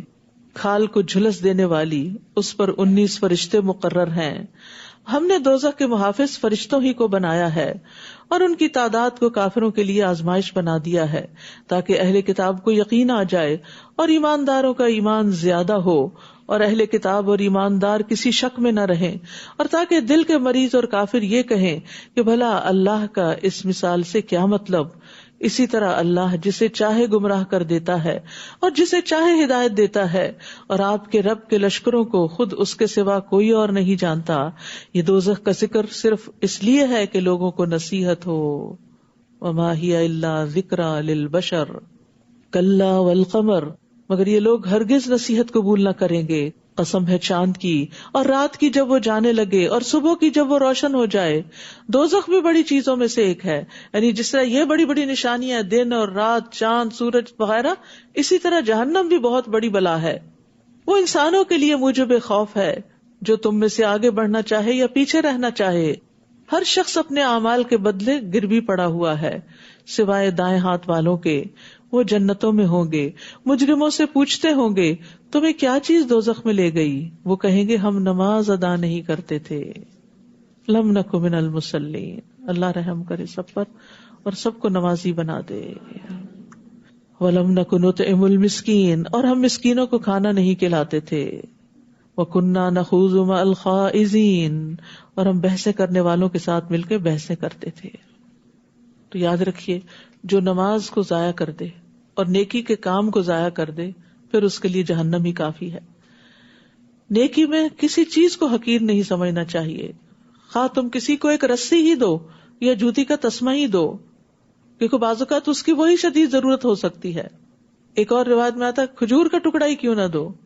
آپ نے فرمایا چاہے جلا ہوا کھر ہی کیوں نہ دو. یہ سب چیزیں بہت معمولی ہیں، لیکن انسان کے نجات کے لیے ہو سکتا ہے انہی میں سے کچھ کافی ہو جائے. ابو ہریرہ کہتے ہیں کہ لوگوں میں مسکینوں کے ساتھ سب سے بہتر سلوک کرنے والے جعفر بن ابی طالب تھے. ہمیں اپنے گھر لے جاتے اور جو کچھ بھی ان کے گھر میں موجود ہوتا وہ ہمیں کھلاتے. بعض اوقات تو ایسا ہوتا کہ صرف شہد یا گھی کی کپی نکال کے لاتے جس میں کچھ نہیں ہوتا تھا، اور ہم اسے پھاڑ کر اس میں جو کچھ ہوتا چاٹ لیتے کہ چلو کچھ تو آسرا ہو جائے. پھر اپنا پانی کسی کو دینا، یہ بھی ایک صدقہ ہے. نبی صلی اللہ علیہ وسلم نے فرمایا تمہارا اپنے ڈول سے دوسرے بھائی کے ڈول میں پانی انڈیل دینا بھی صدقہ ہے. یہ ساری چیزیں جو ہیں یہ آگ سے بچانے والی ہیں. اور بےہودہ بحث کرنے والوں کے ساتھ ہم بھی لگے رہتے تھے. یہاں غیر مناسب گفتگو کرنے پہ تنبیہ ہے، یعنی چاہے یہ دین کے بارے میں ہو چاہے دنیا کے بارے میں لغو باتیں ہوں، تو ان میں سے بھی بعض باتیں ایسی ہو جاتی ہیں جو انسان کو جہنم تک لے جاتی ہیں. اس لیے بہت محتاط رہنا چاہیے، فضول باتوں سے بچنا چاہیے. وَكُنَّا نُكَذِّبُ بِيَوْمِ الدِّينِ، اور ہم روز جزا کو جھٹلایا کرتے تھے یہاں تک کہ ہمیں موت آ گئی. اس وقت سفارش کرنے والوں کی سفارش انہیں کچھ فائدہ نہ دے گی. پھر انہیں کیا ہو گیا ہے کہ نصیحت سے منہ موڑ رہے ہیں جیسے وہ بد کے ہوئے گدھے ہوں جو شیر کے ڈر سے بھاگ کھڑے ہوں. کبھی آپ نے دیکھا ہوگا موویز وغیرہ میں جو بلڈر بیسٹ ہوتے ہیں، شیر جدھر سے آتا ہے تو وہ ایسے اندھا دھند بھاگ رہے ہوتے ہیں. تو ان کی مثال دے کے کہا جیسے وہ گدھے بھاگتے ہیں نا، تو ایسے یہ ناسمجھ لوگ قرآن سے اور اللہ کی بات سے بھاگتے ہیں جو شیر کے ڈر سے بھاگ کھڑے ہوں. بلکہ ان میں سے ہر ایک یہ چاہتا ہے کہ اسے کھلی ہوئی کتاب دی جائے. یعنی یہ تو پاسبل نہیں ہے اور اس کی ضرورت بھی نہیں ہے، ہرگز نہیں. بلکہ اصل بات یہ ہے کہ یہ لوگ آخرت سے نہیں ڈرتے، ہرگز نہیں. یہ تو ایک نصیحت ہے، اب جس کا جی چاہے اسے قبول کر لے. اور یہ لوگ نصیحت قبول نہ کریں گے الا یہ کہ اللہ ہی ایسا چاہے. وہی اس بات کا اہل ہے کہ اس سے ڈرا جائے اور وہی معاف کر دینے کا اہل ہے. تو ایمان جو ہے وہ خوف اور امید کے درمیان ہے. جو اللہ سے جتنا ڈرتا ہے اتنا ہی معزز ہوتا ہے، اور یہ کامیابی پانے کا ذریعہ بھی ہے. اور اللہ کے خوف سے بہنے والے آنسوؤں کی بڑی فضیلت ہے. نبی صلی اللہ علیہ وسلم نے فرمایا اللہ کے نزدیک 2 قطروں اور 2 نشانوں سے زیادہ کوئی چیز محبوب نہیں. ایک وہ قطرہ جو اللہ کے خوف سے آنسو بن کر نکلے، اور دوسرا وہ خون کا قطرہ جو اللہ کی راہ میں بہے. ہم دنیا کے لیے تو بہت روتے ہیں لیکن اللہ کے ڈر سے کم ہی روتے ہیں. تو اپنے رونے کو کنورٹ کر لیں، بس اللہ کے ڈر سے روئیں کہ جو میں نے کوئی غلط کام کیا اس پر اللہ تعالیٰ معاف کر دے. دنیا کی چیزوں کے لیے نہ روئیں، یہ تو بہت فانی اور عارضی ہیں. سورۃ القیامہ. بسم اللہ الرحمن الرحیم. لا اقسم بیوم القیامہ ولا اقسم بالنفس اللوامہ.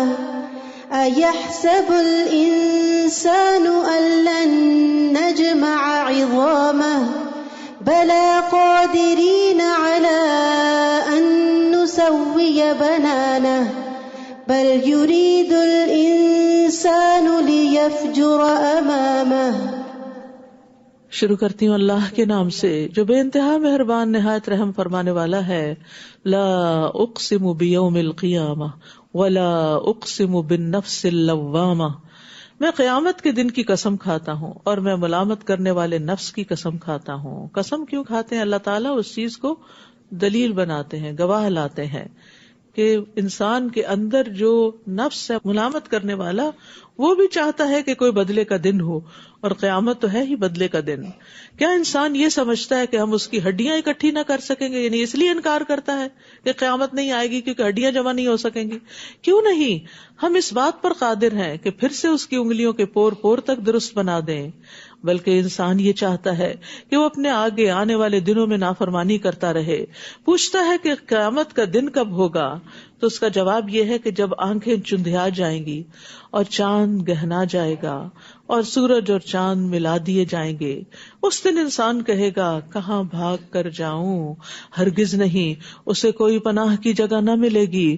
اس دن آپ کے رب ہی کی طرف جا کر ٹھہرنا ہے. تو بہتر ہے انسان دنیا میں ہی اپنے رب کی طرف بار بار پلٹے. اس دن انسان کو بتایا جائے گا کہ اس نے آگے کیا بھیجا اور پیچھے کیا چھوڑا. بلکہ انسان اپنے آپ کو خود خوب دیکھنے والا ہے، خواہ وہ کتنی ہی معذرتیں پیش کرے. یعنی انسان اپنے ہاتھوں کی کمائی کو بھی دیکھ لے گا اور جو اس کے بعد اس کے آثار رہے، صدقہ جاریہ کے جو کام تھے وہ بھی دیکھ لے گا. کیونکہ دنیا میں انسان ایک درخت لگا کے فوت ہو گیا، اس نے تو پھل نہیں دیکھے کہ کس کس نے وہ کھائے اور کس کس کو فائدہ پہنچا، لیکن وہ سب اس کے نامہ اعمال میں درج ہوں گے اور قیامت کے دن ان کو دیکھ لے گا. اسی طرح برا کرنے والے برا کر کے چلے گئے، ان کی مثال کو دوسروں نے فالو کیا اور غلط کام کیے تو وہ بھی وہ کل دیکھ لے گا.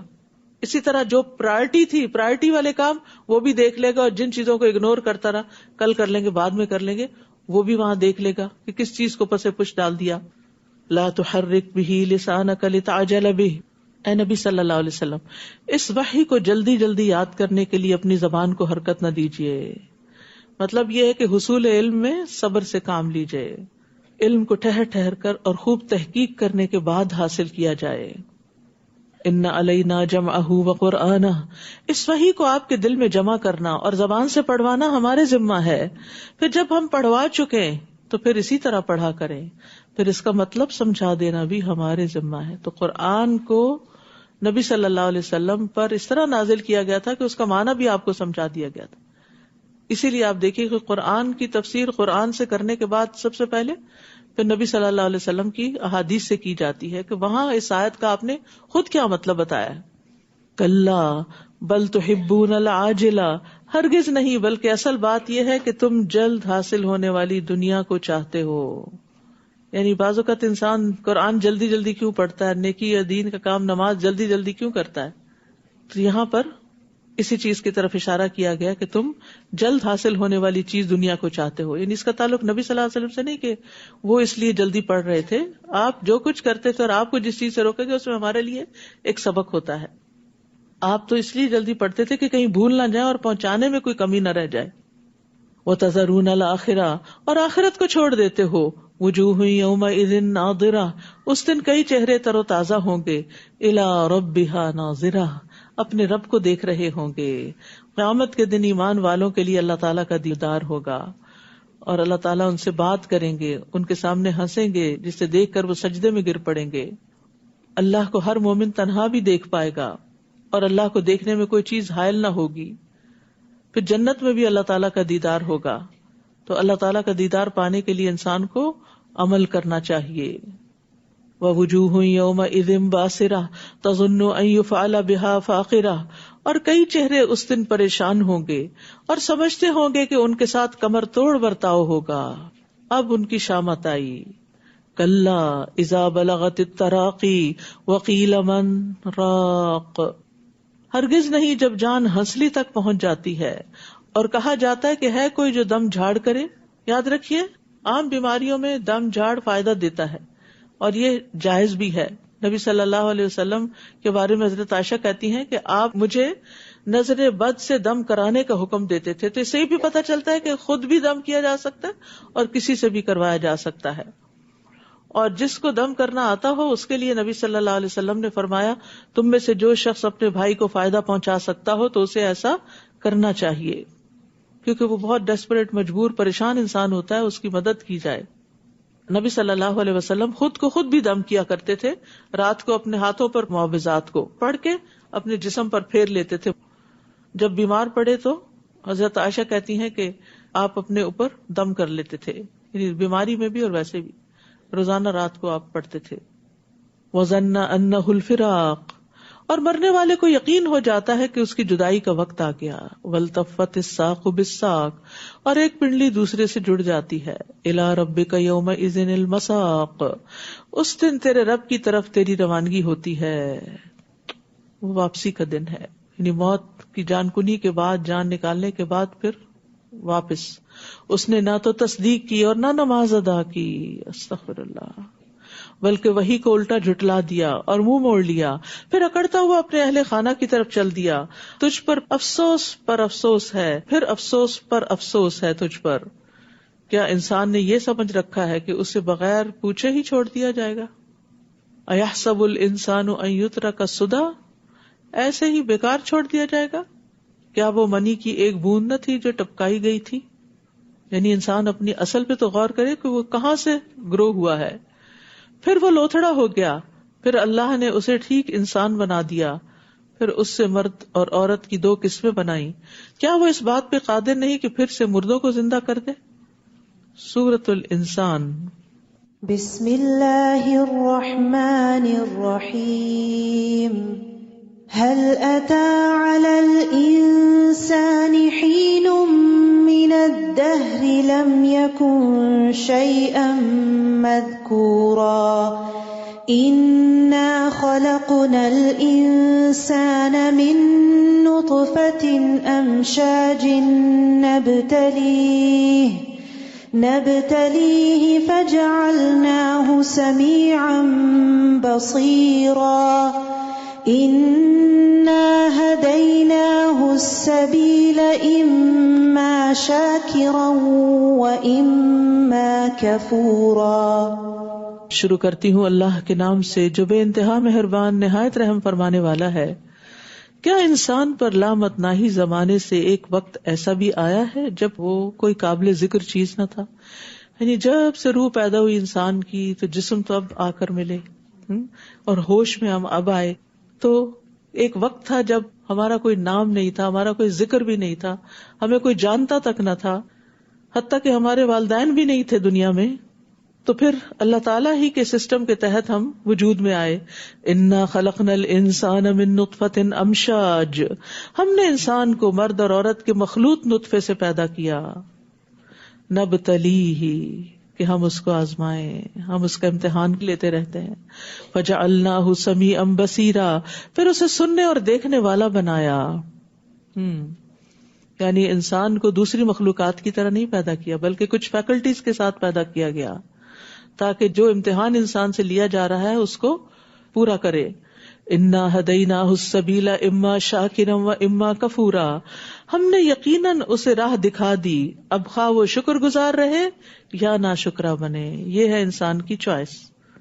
انا اعتدنا للکافرین سلاسل واغلالا وسعیرا، بلا شبہ ہم نے کافروں کے لیے زنجیریں، طوق اور بھڑکتی ہوئی آگ تیار کر رکھی ہے۔ قیامت کے دن کافر کی ایک ڈاڑھ احد پہاڑ برابر ہوگی، کھال کی چوڑائی 70 گز ہوگی، اتنا موٹا ہو جائے گا، ایک ران ورقان پہاڑ کے برابر ہوگی، اور جہنم میں اس کے بیٹھنے کی جگہ آپ نے فرمایا میرے اور ربضہ کے درمیانی فاصلے جتنی ہوگی، جو مدینہ سے 170 کلومیٹر کے فاصلے پر ہے۔ اس سے آپ اندازہ لگائیں کہ ایک ایک جہنمی کتنا موٹا ہو جائے گا، کتنا بڑا ہو جائے گا، اور جتنا بڑا گا اتنی سزا زیادہ۔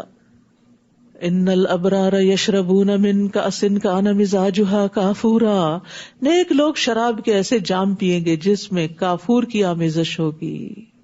ابرار کا انجام بتایا جا رہا ہے، وتوفنا مع الابرار عین یشرب بها عباد اللہ یفجرونها تفجیرا، وہ ایک چشمہ ہے جس سے اللہ کے بندے پیئیں گے اور جہاں چاہیں گے بسہولت اس کی شاخیں نکال لیں گے۔ یہ کون لوگ ہوں گے خوش قسمت؟ یوفون بالنذر، یہ وہ لوگ ہوں گے جو اپنی نظر پوری کرتے ہیں، جو اللہ کے نام پہ مانی جاتی ہے۔ یا نظر وہ نیکی ہوتی ہے جو اللہ نے ہم پر لازم نہیں کی، ہم اس کو اپنے اوپر خود لازم کر لیتے ہیں، یعنی اللہ سے اجر پانے کے لیے جو کمٹمنٹس کی، اور اس دن سے ڈرتے ہیں جس کی آفت ہر سو پھیلی ہوئی ہوگی۔ وَيُطْعِمُونَ الطَّعَامَ عَلَى حُبِّهِ مِسْكِينًا وَيَتِيمًا وَأَسِيرًا، اور خود کھانے کی محبت کے باوجود وہ مسکین، یتیم اور قیدی کو کھانا کھلا دیتے ہیں۔ کھانا کھلانا افضل اعمال میں سے ہے۔ رسول اللہ صلی اللہ علیہ وسلم نے فرمایا افضل اعمال مومن کو خوشی دینا ہے۔ تم اس کے سطر کو ڈھانپ دو، یعنی اس کو کوئی کپڑا پہنا دو، یا اس کی بھوک کو سیر کر دو، یا اس کی ضرورت پوری کر دو، تو یہ سب کیا ہے؟ افضل اعمال، جنت کو واجب کرنے والا عمل ہے۔ ہانی بن یزید نے نبی صلی اللہ علیہ وسلم سے پوچھا مجھے کوئی ایسی چیز بتا دے جو جنت کو واجب کر دے، یعنی پکی ہو جائے جنت۔ فرمایا حسن کلام، اچھی بات، اور کھانا کھلانے کو لازم پکڑ لو۔ حمزہ بن صہیب کہتے ہیں کہ عمر رضی اللہ عنہ نے صہیب سے کہا کہ تم میں کھانے کے معاملے میں اسراف کی خصلت ہے، تو انہوں نے فرمایا یقیناً میں نے رسول اللہ صلی اللہ علیہ وسلم کو یہ فرماتے ہوئے سنا کہ تم میں سے بہترین وہ ہیں جو کھانا کھلانے والے ہیں، یعنی کہ مہمان نوازی بھی کرتے ہیں اور ویسے بھی کھلاتے ہیں، ہر طریقے سے جو کھلانے کا طریقہ ہو سکتا ہے، تو یہ اسراف میں نہیں آتا، یعنی اس میں مال خرچ کرنا، اللہ یہ کہ ضائع کیا جائے، ضائع نہیں کر سکتے۔ اور پھر اللہ تعالیٰ ایک کھجور کو اور ایک لقمے کو only one morsel اس طرح بڑھاتا ہے جس طرح تم میں سے کوئی آدمی اپنے گھوڑے کے بچھیرے کو بڑھاتا ہے، یعنی اس کو گرو کرتا ہے، بڑا کرتا ہے، پالتا ہے، حتیٰ کہ ایک لقمہ جو آپ کسی کو کھلاتے ہیں وہ اجر و ثواب میں بہت پہاڑ کے برابر ہو جاتا ہے، اتنا بڑا اجر و ثواب ہے. اور اس کے لیے غریب اور مسکین یتیم کو کھلانا تو کھلانا ہی ہے، آپ کے مال میں سے کوئی بھی جو کھاتا ہے اس کا اجر آپ کو ملتا ہے. انما نطعمکم لوجہ اللہ لا نرید منکم جزاء ولا شکورا، اور انہیں کہتے ہیں ہم تمہیں صرف اللہ کی رضا کے لیے کھلا رہے ہیں، ہم تم سے نہ کوئی بدلہ چاہتے ہیں نہ شکریہ، کوئی بدلہ نہیں چاہتے، تعریف نہیں چاہتے، شکریہ بھی نہیں چاہتے. اس سے یہ پتہ چلتا ہے کہ کسی پر احسان کر کے اس سے یہ بھی نہیں کہنا چاہیے کہ تم میرے لیے دعا کرو، کیونکہ یہ کہنا بھی احسان کا بدلہ مانگنا ہے. ویسے انسان دوسروں کو کہہ سکتا کہ دعا کریں، لیکن جب کوئی چیز آپ کسی کو دے رہے ہوں تو آپ بدلے میں یہ نہ کریں کہ کوئی تعریف کریں تو آپ کے نہیں، بس آپ دعا دے دیں، تو یہ بھی بدلہ مانگنا ہے. ہمیں اپنے رب سے اس دن کا ڈر لگتا ہے جو بہت منہ بنانے والا، سخت تیوری چڑھانے والا ہوگا، چنانچہ اللہ ایسے لوگوں کو اس دن کے شر سے بچا لے گا اور انہیں تازگی اور سرور بخشے گا. تازگی اور سرور یعنی دنیا میں جو خیر بانٹنے والے ہوتے ہیں ان کے چہرے فریش ہوتے ہیں، کھلے ہوئے ہوتے ہیں، تو یہی فریشنس قیامت کے دن بھی ان پر ہوگی.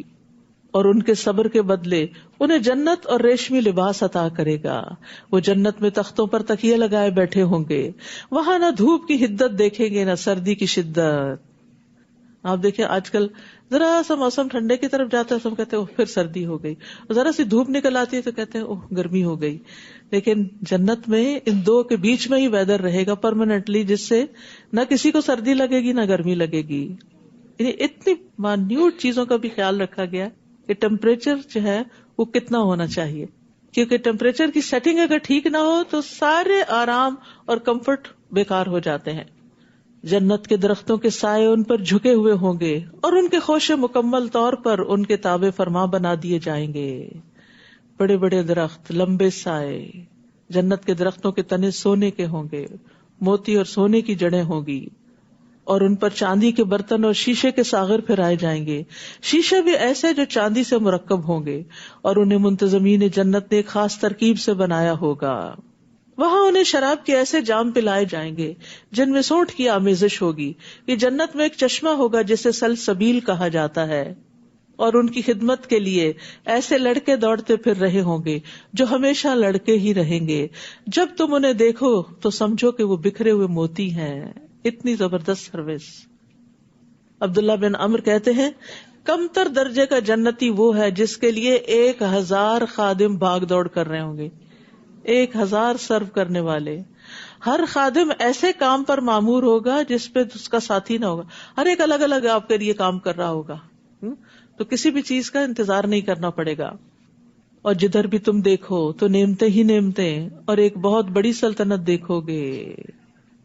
ہر طرف رونقیں ہی رونقیں.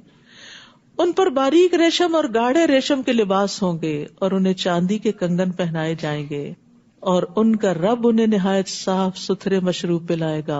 وَسَقَاهُمْ رَبُّهُمْ شَرَابًا طَهُورًا. پیچھے آپ نے دیکھا کہ جنت کا ایک چشمہ ہوگا جسے جنتی جہاں چاہیں گے وہاں کے لے جائیں گے، یعنی خود پیئیں گے. دوسرے ولدان پلائیں گے، غلام پلائیں گے، خادم پلائیں گے، اور تیسرے اس سے بھی اعلیٰ درجے کے مقربون کو رب پلائے گا. وَسَقَاهُمْ رَبُّهُمْ شَرَابًا طَهُورًا.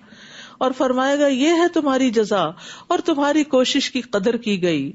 یعنی معمولی نیکی کی بھی قدر کرنے والا ہے. رسول اللہ صلی اللہ علیہ وسلم نے فرمایا جس نے مسلمانوں کے راستے سے ایسی چیز ہٹا دی جو انہیں تکلیف پہنچاتی ہو، اللہ اس کے لیے نیکی لکھ دیتا ہے، اور جس کے لیے اللہ نیکی لکھ دے اس کی وجہ سے اسے جنت میں داخل کرتا ہے. اے نبی، ہم نے ہی یہ قرآن تھوڑا تھوڑا کر کے آپ پر نازل کیا ہے، لہٰذا آپ اپنے رب کے حکم کے مطابق صبر کیجئے اور ان میں سے کسی گناہگار یا ناشکرے کی بات نہ مانیے، اور صبح و شام اپنے رب کا نام یاد کیجئے، اور رات کو بھی اس کے حضور سجدہ کیجئے، اور رات کے طویل اوقات میں اس کی تسبیح کیجئے. یہ لوگ تو بس دنیا سے ہی محبت رکھتے ہیں اور ان کے آگے جو بھاری دن آنے والا ہے اسے نظر انداز کر دیتے ہیں. ہم نے ہی انہیں پیدا کیا اور ان کے جوڑ بند مضبوط کیے، اور جب ہم چاہیں ایسے ہی اور لوگ ان کی جگہ پر لے آئیں. ان هذه تذکرہ فمن شاء اتخذ الى ربه سبیلا. یہ قرآن ایک نصیحت ہے، اب جو چاہے اپنے رب کی طرف جانے والا راستہ اختیار کر لے. اللہ نے راہیں دکھا دی، اب جو چاہے پیروی کرے. اور تم وہی کچھ چاہ سکتے ہو جو اللہ چاہتا ہے. اللہ یقیناً سب کچھ جاننے والا، حکمت والا ہے. یدخل من یشاء فی رحمتہ والظالمین اعد لهم عذابا الیما. وہ جسے چاہے اپنی رحمت میں داخل کرتا ہے اور ظالموں کے لیے اس نے دردناک عذاب تیار کر رکھا ہے. سورۃ المرسلات. نبی صلی اللہ علیہ وسلم اس کو مغرب میں پڑھا کرتے تھے. شروع کرتی ہوں اللہ کے نام سے جو بے انتہا مہربان نہایت رحم فرمانے والا ہے. والمرسلات عرفا فالعاصفات عصفا. ان ہواؤں کی قسم جو دھیرے دھیرے چلتی ہیں پھر زور پکڑ کر جھکڑ بن جاتی ہیں اور بادلوں کو اٹھا کر پھیلا دیتی ہیں، پھر انہیں پھاڑ کر جدا کر دیتی ہیں، پھر دلوں میں اللہ کی یاد ڈالتی ہیں، عذر کی صورت میں یا ڈرانے کی صورت میں. ایک ہوا جو ہمیں نظر نہیں آتی کیا کچھ کر جاتی ہے، کیسی کیسی قوت ہے اس میں. تو اس سے بھی سبق حاصل کرو، اس سے دلیل پکڑو. کیا انما توعدون لواقع، کہ جس چیز کا تم سے وعدہ کیا جاتا ہے وہ ضرور ہو کر رہے گی. کب ہوگی؟ جب ستارے بے نور ہو جائیں گے اور آسمان پھاڑ دیا جائے گا اور پہاڑ ریزہ ریزہ کر کے اڑا دیے جائیں گے اور رسولوں کی حاضری کا وقت آ پہنچے گا. بھلا کس دن کے لیے ان امور میں تاخیر کی گئی؟ فیصلے کے دن کے لیے. وما ادراک ما یوم الفصل، اور آپ کیا جانیں کہ فیصلے کا دن کیا ہے. وہ دن ساری مخلوق کا فیصلے کا دن ہے، حتیٰ کہ بغیر سینگ والی بکری کا بدلہ سینگ والی بکری سے لے لیا جائے گا. سب سے پہلے امت محمد صلی اللہ علیہ وسلم کا حساب ہوگا، اور امت محمد میں سے بھی سب سے پہلے علماء، شہداء اور بہت زیادہ صدقہ خیرات کرنے والے، یعنی جو آگے آگے کے لوگ ہوں گے ان کا حساب پہلے ہو جائے گا. بہت ڈرنے کی بات ہے.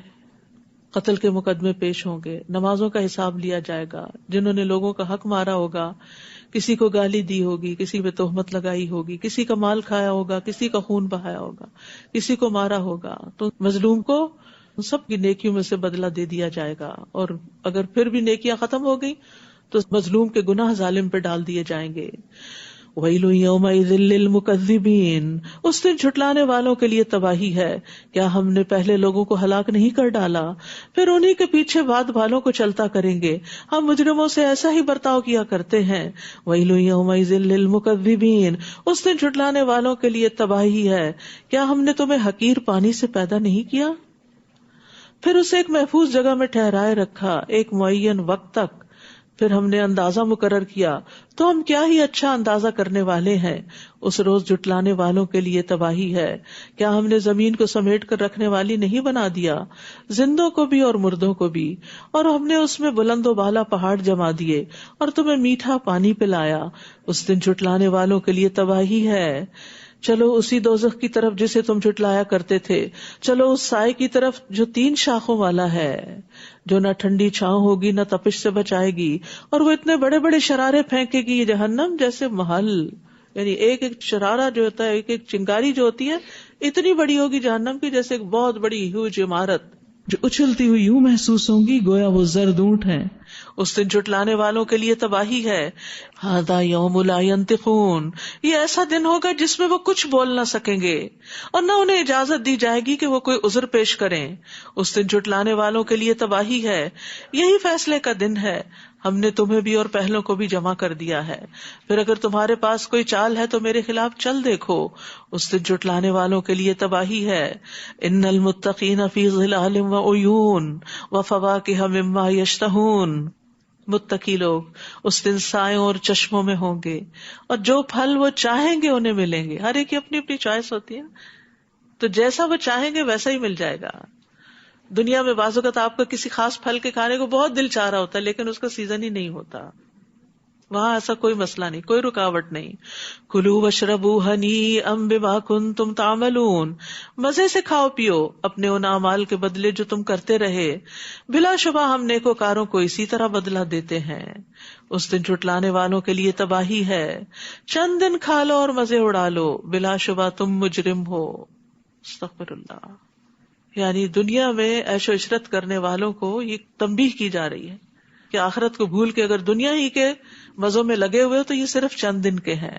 آگے کو نہ بھولو. وَيْلٌ يَوْمَئِذٍ لِّلْمُكَذِّبِينَ وَإِذَا قِيلَ لَهُمُ ارْكَعُوا لَا يَرْكَعُونَ. اور جب ان سے کہا جاتا ہے کہ جھکو تو جھکتے نہیں.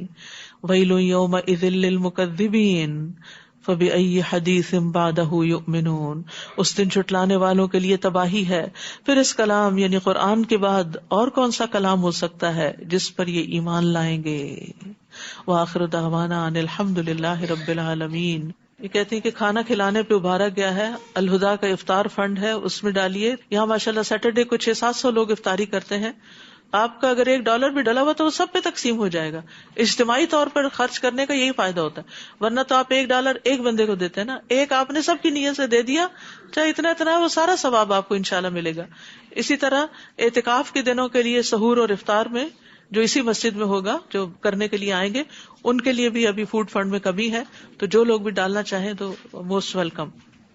سبحانک اللہم و بحمدک اشہد ان لا الہ الا انت استغفرک و اتوب الیک. السلام علیکم و رحمۃ اللہ وبرکاتہ. وعلیکم السلام ورحمۃ اللہ. پارے کے اہم نکات. اعضاء کی شکر گزاری اس میں ہے کہ انسان اپنے جسم کو اللہ کے راستے میں، اللہ کی اطاعت میں لگا دے. علم کی مجلس میں جانے سے غفلت کم ہوتی ہے، دل نرم ہوتے ہیں. بری نیت اور برے ارادے اگرچہ عمل میں نہ بھی آئے ہوں لیکن اس پر بھی پکڑ ہو سکتی ہے. یعنی انسان اگر کسی کے بارے میں برا سوچ رہا ہے یا کوئی برا ارادہ رکھتا ہے اور ابھی عمل میں نہیں لایا تو اس پر بھی انسان کی گرفت ہو سکتی. جو لوگ دنیا میں سجدہ نہیں کرتے آخرت میں سجدہ نہ کر سکیں گے. جب انہیں سجدے کے لیے بلایا جائے گا تو ان کی کمر اکڑ جائے گی، وہ جھک نہ سکیں گے کیونکہ وہ دنیا میں جھکتے نہیں تھے. مقروض کا قرض معاف کر دینے والا قیامت کے دن اللہ کے عرش کے سائے تلے ہوگا. تنہائی میں بھی اللہ کی حیا ہونی چاہیے اور اللہ کا خوف ہونا چاہیے اور اس کے مطابق عمل کرنے چاہیے. یہ ایک بہت بڑی حقیقت ہے. اگر لوگوں کے سامنے کوئی شخص برا کام نہیں کرتا تو اس کا مطلب ہے وہ صرف لوگوں کے ڈر سے نہیں کر رہا. اگر وہ تنہائی میں نہیں کر رہا تو اس کا مطلب ہے واقعی وہ اللہ سے ڈرتا ہے. منافق کے اندر دو چیزیں نہیں ہوتی، اچھا اخلاق اور دین کی سمجھ. خیر اور بھلائی کے لیے انسان جب اپنے دل کے دروازے کھول لیتا ہے تو اس کے لیے اللہ کی رحمت کے دروازے کھل جاتے ہیں. کھانا کھلانا جنت کو واجب کرنے والا عمل ہے. اللہ اکبر کہنا زمین و آسمان کی درمیان کی جو فضا ہے اس کو بھر دیتا ہے. یعنی یہ اتنا بابرکت کلمہ ہے. اچھا اخلاق ایمان کی تکمیل کرتا ہے.